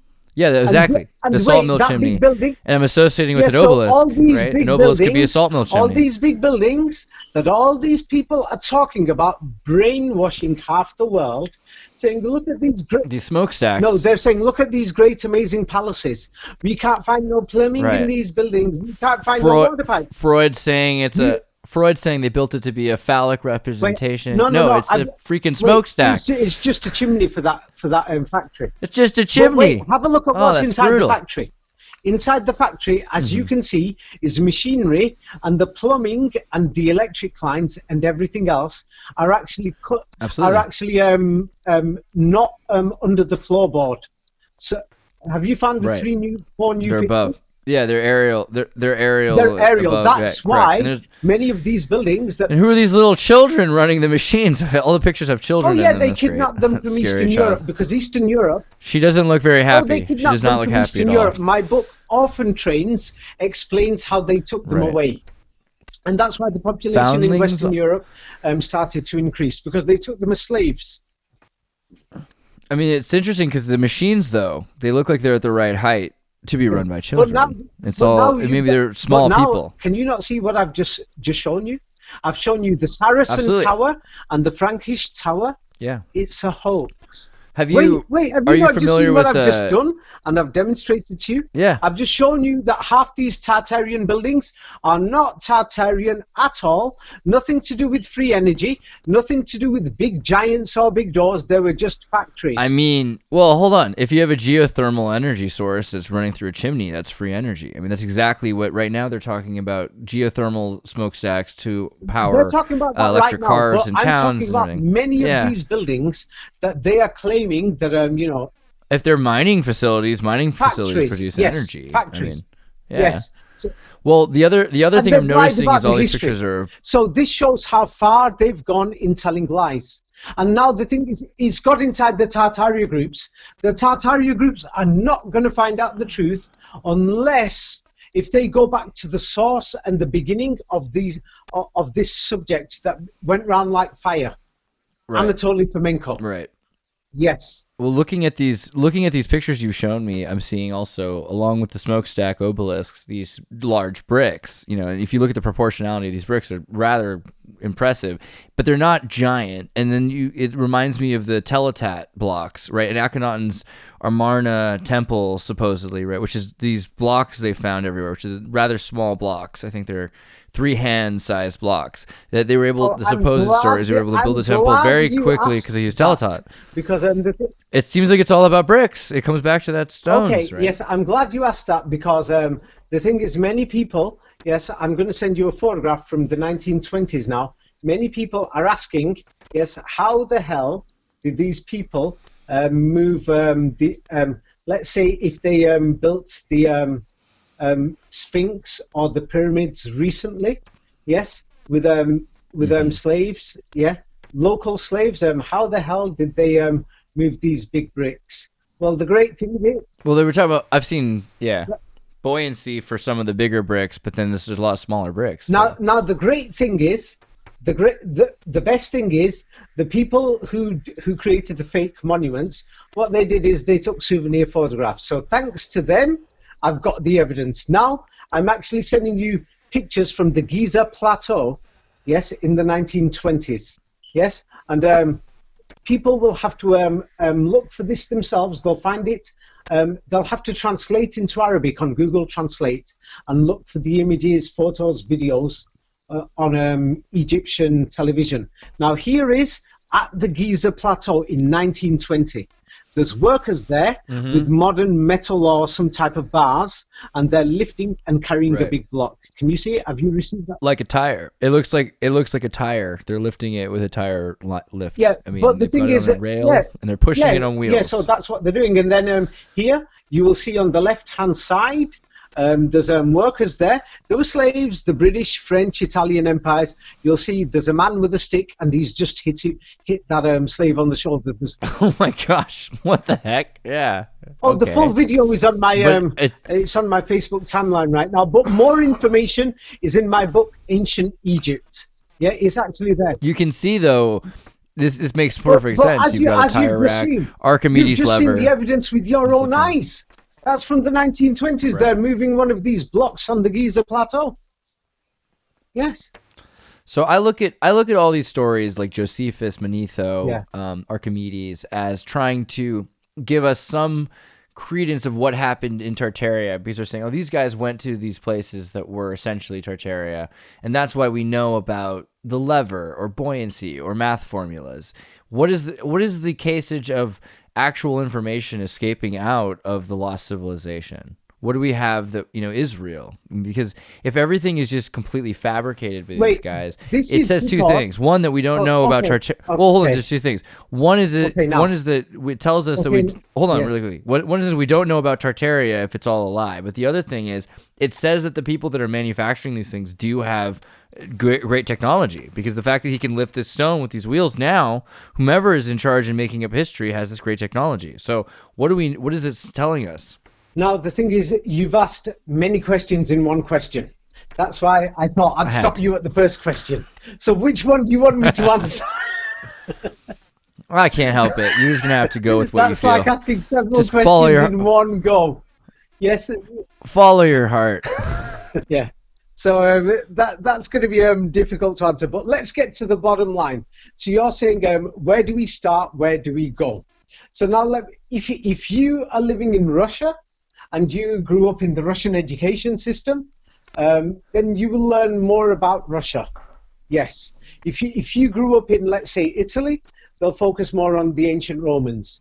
If you grew up in United States, the American Civil War, things like that. If you grew up in Japan, it's going to be about the Union of Japan in 1603, which is exactly the same history as the Union of England in 1603. Yes. And they'll teach you, about the Meiji Restoration, things like that. If you grew up in the Philippines, they'll say the Philippines was Muslim, yes, until mysteriously in the 15th or 16th century, they were invaded by the Vatican's allies, and they had inquisitions. They will learn about that. If you're in Australia, Captain Cook came here, how they built the cities and built that. So now one thing that we do know is that from our experience, from living in this side of the world, that people in Australia are having the same problems with the history that they're told, same like I'm having in England. That's why you can talk to me and you're in the United States. The people are having the same problem in Egypt. We found Egyptians in the Tartaria groups commenting, yes, that people all over the world are having problems. Now, everybody is having a problem with all their histories that are being taught to them in schools and universities.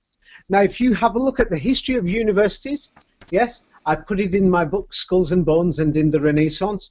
The first universities were opened, according to official history, the first universities were opened by the Vatican and the Church and their allies. They were the first ones, yes. But let me just send you that so that people can verify that themselves. Yeah, most European universities were created during the Renaissance, 16th century, etc. After that. So let me just send you that so that people can check that themselves. Yeah. Yeah, so they can check. They were created in the 16th, 17th century. Who created these universities? Most of the universities were created by the church and its allies. You'll find that in who created the first universities. Let me send you this. You can check this in Oxford University. Oh wait, let me send you one of their biographies. The first universities were opened by the church and its boys. Yes, so they opened the first universities. Yes, and they were opened during the Renaissance. Then they practically had a monopoly on the manuscripts, and the Jesuits and the rest of them, they opened the rest of the universities. Yes, so the thing is, and then it was Christian organizations that ran all the schools in England, America, and everywhere else, based on the manuscripts that were created by the church and its allies. Yes, and then all the colonial universities in India and China, they're the major universities in that side of the world. South America were opened by the British, French, Spanish, and Dutch. Yes, and they had contracts with the Vatican. Yeah, they had agreements. Yes, after the Renaissance, in the 15th and 16th centuries, that everybody thinks the New World Order is maybe a hoax or something. But let me give you an example. When the church and its boys, the churches, invented and wrote something called the New Testament, they called it the New Law. They wanted a new system. They wanted a new world. They wanted a new world order 500 years ago. And they said that the old law is the Old Testament, the old world order. And they still have not yet to this day fully established the new world order. So what happened is that the Vatican made agreements that you can check these agreements. This is not a conspiracy, not something I'm making it up. It's even in Wikipedia. Yes, they started making agreements in 1479, 1493, 94. The first few agreements that that involved the Spanish, the Germans, and a few others. You know, the Holy Roman Emperors or the nobility in Europe and the Vatican, that they're going to invade the world and divide it between them. Around that time, the Jesuits were formed, and the Jesuits went along with the colonial militia, and their duty was to convert Muslims. Now, the strange thing is, the Jesuits went to Canada. The Jesuits went to the United States. People don't know this, but the Inquisition that's looking for the Muslims was in the United States. The Inquisition looking for Muslims was in Mexico. The Inquisition looking for Muslims was in Venezuela. What sort of Muslims are they looking for there? And then the Jesuits were created and made plans to convert Muslims. The Jesuits had their mission sent to Japan, and then after that there was the forced opening up of Japan. But according to history, we've been told that Japan didn't have Muslims and never has in the past, or realistically did not. So what the hell is going on here? Well, there's some interesting stuff there too, actually, because like the word Osama is the Arabic word for yes. You're right. Yes, you've noticed. Lion, like Haruka. Lion King. Yes. There's so many. Osama. There's so many examples of words that are Japanese and Arabic. Yeah. Yeah. Wakarimasu. Right. Oh my gosh, I just made this connection because of what you said. Okay, so just really quickly, I'm sorry, but you focused something into my mind. The Japanese history, officially even, according to, the 700s, around the time that the Arabics are, that's the Heian period. The Heian period is where the katana and all this stuff and new types of Japanese script language emerges, where they're writing in phonetics for the first time, right? Which is not coming from China. And then you've got the fact that Heian, if you really pronounce it with the correct, H and K, you can't use H and K as this big switch. So it's the the Khan period. And that's when the shoguns, the Khans emerge. Well, if Arabic's in every culture, it might as well be in Japanese, but that's pretty impressive, you have to admit. Yes. I'll give you an example. I noticed that up to half the Japanese names are similar to Turkish Arabic names. Up to half. It's like they have the name Ayase, and then the Turks have Ayse, and the Arabs have Aisha.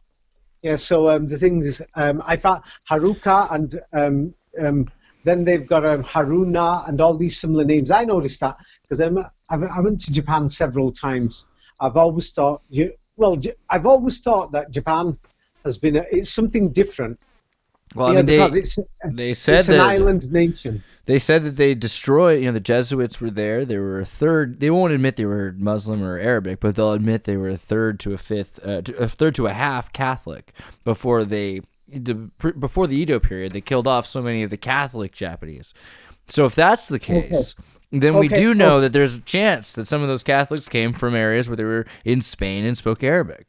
So the likelihood of there being Arabic in Spain through the connection to whatever we consider Catholic now, but we don't know what that really was then. If it was really Jesuit, it probably could have been Muslim. They consider them Christian. Yes. So now the best thing to do is I went through Jesuit records. They claim it's from the 16th century, 17th century. Of course, the dating and the timeline, many people say is a forgery. So now the thing is, the first few things that people noticed is that the older Japanese that they called the Ainu, here are photographs of them, and they all had long beards. Yeah,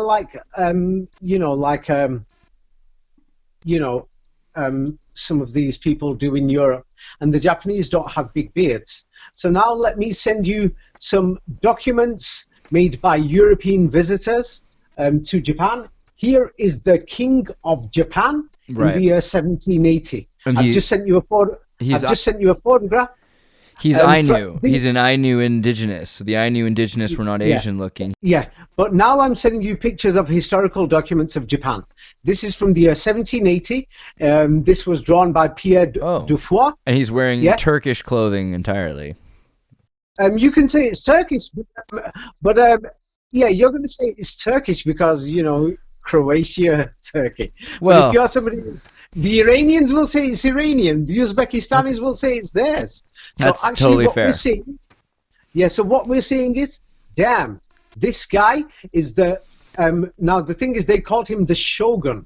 Now the strange thing is, most people don't check out what is the meaning of Shogun. Now the thing is, the word Shogun is an invented word by the Europeans. Now let me send you another book from the 18th century of other European travelers that went to Japan, and they did a portrait of another ruler of Japan. This is by Nicholas de la Messine, and have a look at him. As you can see, once again, looks like, let's not say Arab, Iranian, clearly looks like these Islamic type of people. He's kind of Tartarian looking, I'll give you that.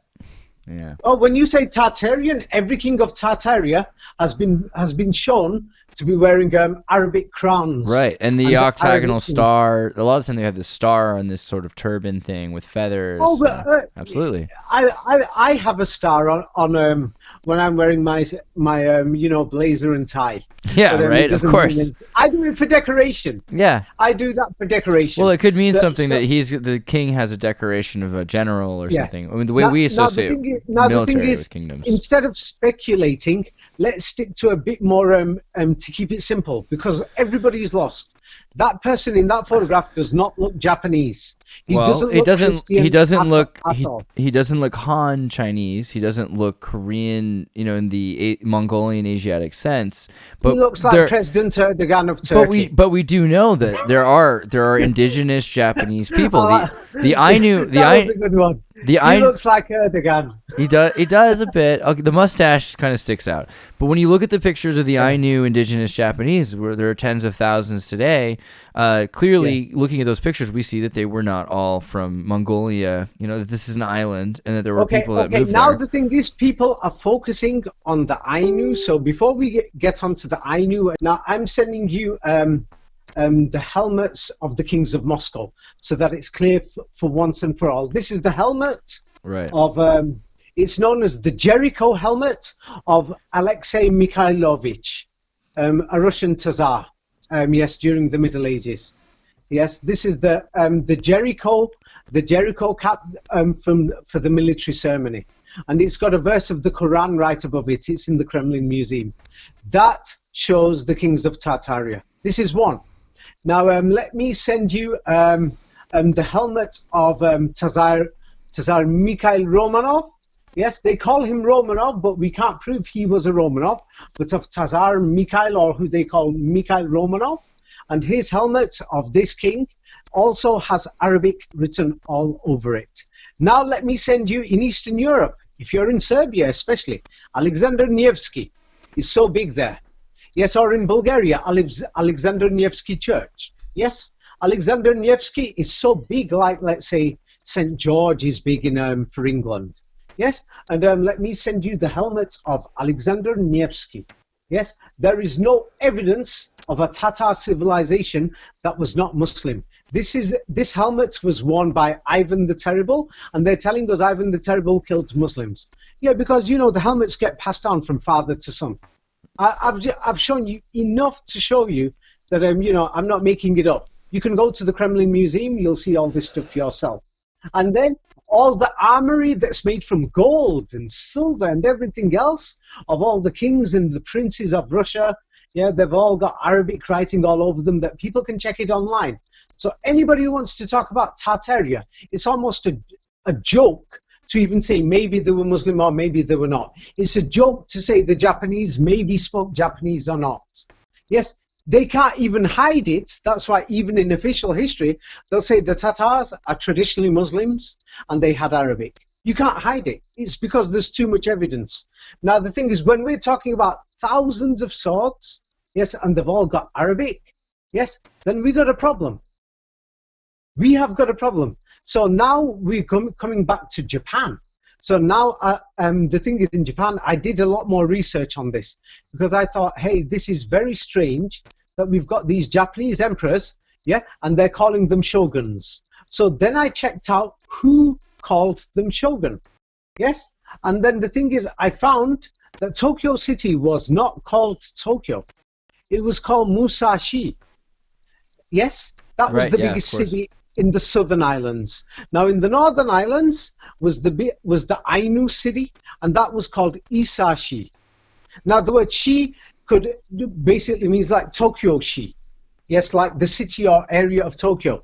So the Tokyo region was called Musashi, means the region of Musa. Now Musa is the Arabic word for Moses. Now in the north, the major city was Isashi. Now Isa is the Arabic name for Jesus.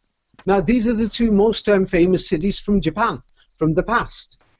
So once again, we've got emperors. There's more. I'm sending you pictures that none of them they all look like something to do with Arabs. This is was drawn by Alan Manison Mallet. Yes, and he's got a turban on, and we can see it. But now, when we go to school, when we go to university, this is what we found in the historical manuscripts. But the pictures they show us today, and they're saying, no, this is the Emperor of Japan, dear. Have a look at the new picture. And it's a big difference. And then they're telling us that these men were called shogun. But now, parce que beaucoup de personnes, ils comprennent pas français, mais parce que j'ai étudié français un peu, je comprends français un peu, monsieur. Quand je regarde le nom de shogun en français, yes, the name shogun in French was written X-O-G-U-N. Now, the strange thing about X-O-G-U-N, it sounds like shogun today. But then the thing is, in the 17th and 18th century, many people wrote the word kogun with an X, not with a K. So now, and the G was pronounced Kahan. And that's why it was called Kahan or yes. Khan. So now the thing is, I'll write it down for you. So what they did is, in French, they called him Kaugun, and then today they called him ex-shogun, and then today they call him shogun. The pictures are a total forgeries, what they're showing us today. That the paintings we've got today of the Japanese are forgeries. So as you've noticed, the word Khan is the word king in English. So the thing is you know, as you can see, it had something to do with Islam. It had something to do with Islam, and everyone knows that the cities in Japan and the civilizations were wiped out. Yes, and the thing is, if people are going to say, hey, in Japan and Korea, these civilizations have been there for centuries, really? Oh, don't worry. Yes, I'm here to help you, Andreas, and let's see if that has any basis to it at all. I mean, it seems like, though, if the history is all okay, the difference between the history all being lies and the history being lied about is very extreme. If they're completely brilliant, inventive storytellers, that's a different thing than if they're just changing the history. Changing the history, at least it's because a lot. there is a war going on. Everybody knows there's a war going on. Of course, but if there's a lie, I can look through it. I'm pretty good at looking through fake news and seeing what it is. If it's a completely invented story, it's harder. It with your own eyes. We cannot find Ephesus. Well, if you St. go, Paul if you there, look, he gave his speeches there. So now we've got to question who is St. Paul. Now we can't find Celsus Library, the biggest Greek library where they exported books to Alexandria. So how can there be Alexandria without Celsus? It's same like saying that there is no New York and no Washington D.C., but America existed. No, for America to exist, the full history must be there. So the history that they've told us, we cannot find Athens. We cannot find it. And now what's even worse is that South Korea itself. Now the thing is, South Korea and Japan, yes, and the Japanese history, because I'm going to go next door so that people will know this is global. Here is a photograph of the city of Seoul in South Korea today. Now I'm going to send you the same place, yes, the place that you're looking. No, that's not Seoul. I sent you Taipei by accident. Sorry, delete that picture. That's Taipei. Nice place, but that's Taipei. No, that's Seoul. I sent you the correct one. That's Seoul in South Korea. Now, let me send you the same place just 100 years ago, and you are going to be totally worried. This is the same place 100 years ago. And they're telling us that the South Koreans have lived in that condition, that those huts are not even permanent, no bricks, that the temporary huts that they had to rebuild them every year at that time. That and then there is another thing to show that there's a giant Chinese style fort in the back too. Oh, that was built by the Japanese colonialists, but they're going to tell you that that's centuries old. That what happened is they built that, and then you can find other construction photos of the full place, that there's nothing there in Seoul. And then you will see that the women are wearing these white cloth from the Industrial Revolution. After that, this photograph's from around 100 years ago I've sent you, of the women wearing cloths, and then the wood has been made by machinery and imported there by the British, French, Japanese, Germans, Russians, and all these other people from Hong Kong. That the colonial empires, they're just building this place. And the people had just arrived. They just arrived. Yes, this information is in my book, Tatar City. Now, the point I'm trying to make about the thing is that they've just arrived. It means who was living there before, or did anybody even live there at all before? Now, this sounds like it's not important. It's very important because, or otherwise, we are not going to understand the history of Japan. And another big scam that nobody is talking about is everyone talks about Tartaria. What about the last great Tartarian city, only collapsed in the year 1900, called Tadar City? Today, it's changed its name to Beijing. And then they're going to tell you there's all these great Chinese cities and everything throughout China. Yeah, I've been to over 100 cities, maybe 150 cities in China, because they got too many. Now, the full history of China and the full history of Asia is so scary that you can actually check the records, that you can find hardly any Asiatics. That means, the Asian people in Northern Asia 150, 200 years ago. They weren't even there. You can't even find them. I've just sent you a photograph of a city in China called Shijiazhuang. I've been there myself. Now, the scariest thing is, if you look at the same place 100 years ago, there's hardly anybody there, and it's a settlement where the colonialists went there, the Europeans went there, and the Europeans even opened a church there, and they opened a train line there, and the people arrived. Now we're finding the same thing throughout China. Now I've sent you Shijiazhuang, but let me just show you two more cities. Then you will know we've got a serious problem. This is from my book Tatar City. Now this city is called Taiyuan. Today there's 6 million people there. Yeah, it's half the size of London, and I'm sending you the same place. Let me just send the date to you so that, and then show you why it's worrying. The same place in the year 1900, and it's got 40,000 people. And now the people who brought these people there had something to do with the Jesuits and the British and the French and the European Western Protestant colonialists, because there's a church in the middle of that place, yes, 100 years ago. And then now, if you go to the same city called Taiyuan, I've just shown you there's nothing in that city there, yes, apart from a wooden type of central village or something, a few thousand people. Today, there's going to say there's temples and there's castles there, thousands of years old. Now everyone's heard of the Shaolin Temple. You know the Shaolin Temple for Kung Fu and things like that, yes? It's kind of the Library of Alexandria story again. They've got this Kung Fu temple that everything's been lost from. But from there, they had people that knew how to levitate, right? I'm glad that you've shown that connection, because let's check out the Shaolin Temple, yes, is near Zhengzhou City. And it has these giant brick walls, just like everybody else. Wow. Wait, but now look at Zhengzhou City. Yeah. Today, it's like you could say New York or London. Now, I'm sending you the same place in 1920, and there's hardly anything there, just a few thousand people there. They just arrived, and the middle of that village, yes, everybody's living in these huts made of straw and everything, is, a Jesuit or Protestant church. But now when you go there today, they're going to be telling you, hey, there's ancient temples here, Shaolin, hey, we found these Buddhist monasteries here. There's a lot of people all of a sudden, though. So what's the plan? You're bringing in on trains foundlings from where? Where are they all being created from? This is explained in my book, Tartar City. They've totally invented the history of ancient China, ancient Egypt, ancient Greece, and the rest of it. Now, the thing is, you will say, why are they doing this?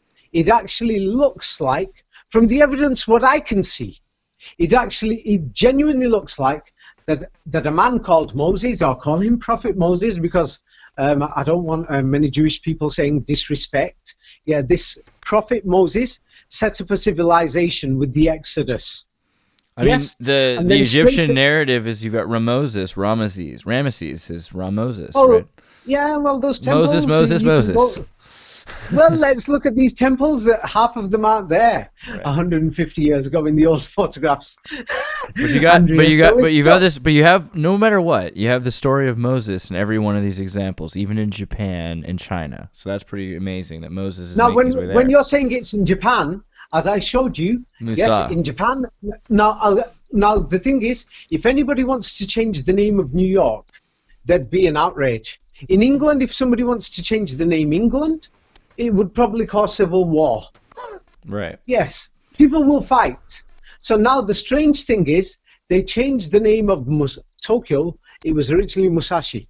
Mm-hmm. And then the thing is, they've changed even the history, that when we look at the historical documents from 200 years ago, the rulers look like Muslim rulers with turbans. Muslim and Moses, again, with Moses. I mean, Moses everywhere. Yes, now that you've said that, well done. Yeah. It's because many people have not realized this. The Quran actually says...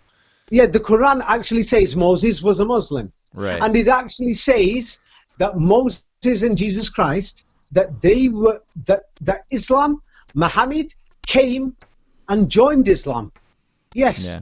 And that he was another leader. Now, the thing is, when people use the word prophet, it becomes a bit difficult. Let's use modern words. Yes, according to the Quran, according to the Bible, it's got a mystical definition of prophet that people can't seem to describe what it is. Right. According to the Quran, it's more simple.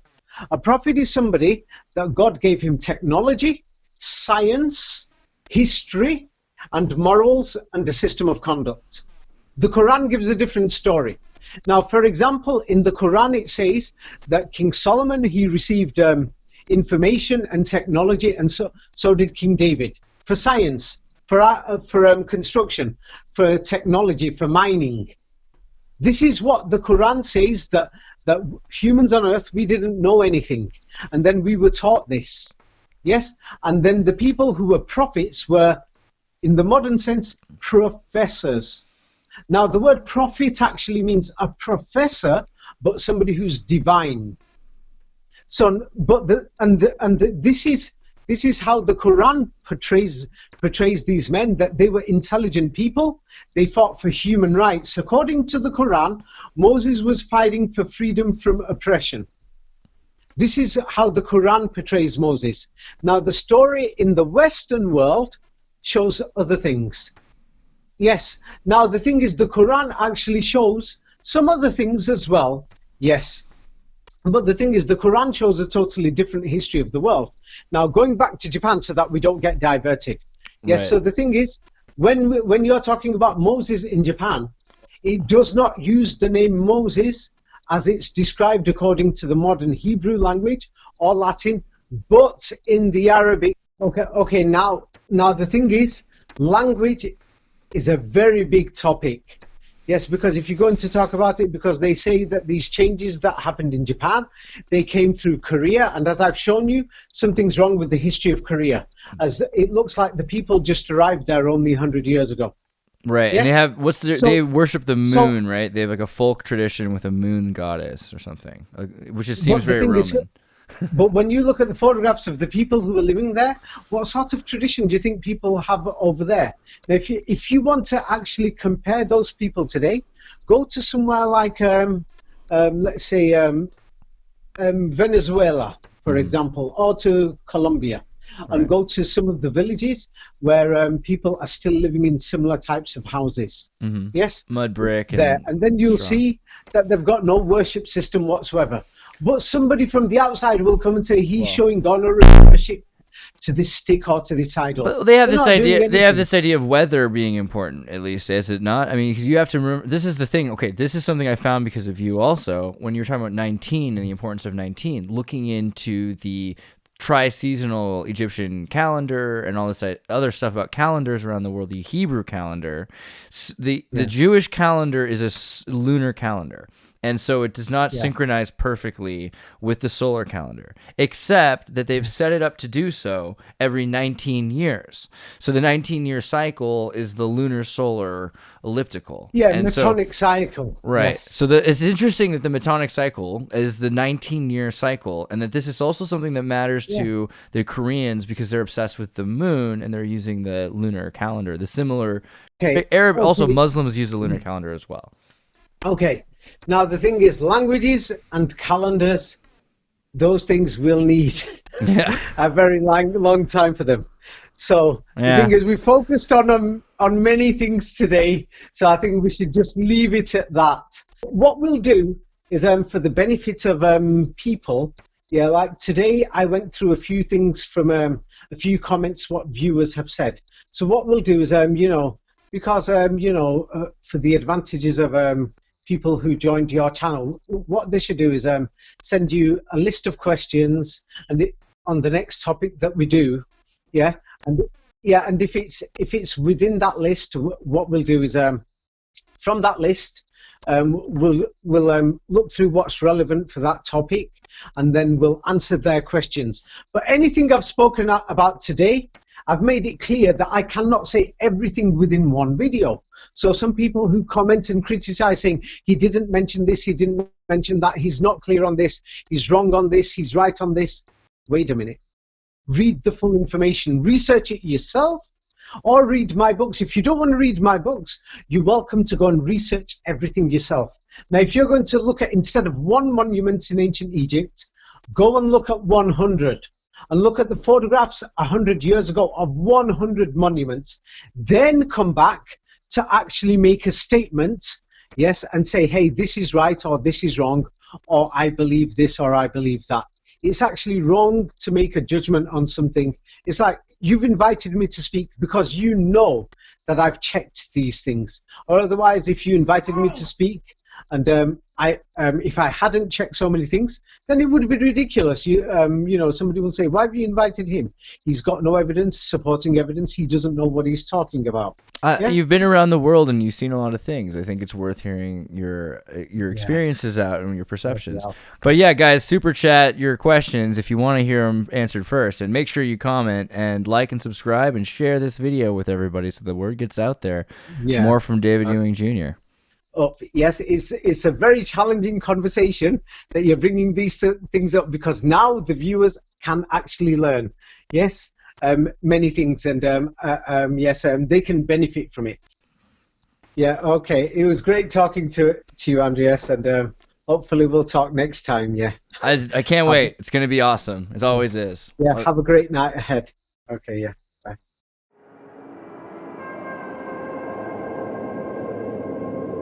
Hey, everybody, tune in to Recent Tartarians. Recent Tartarian.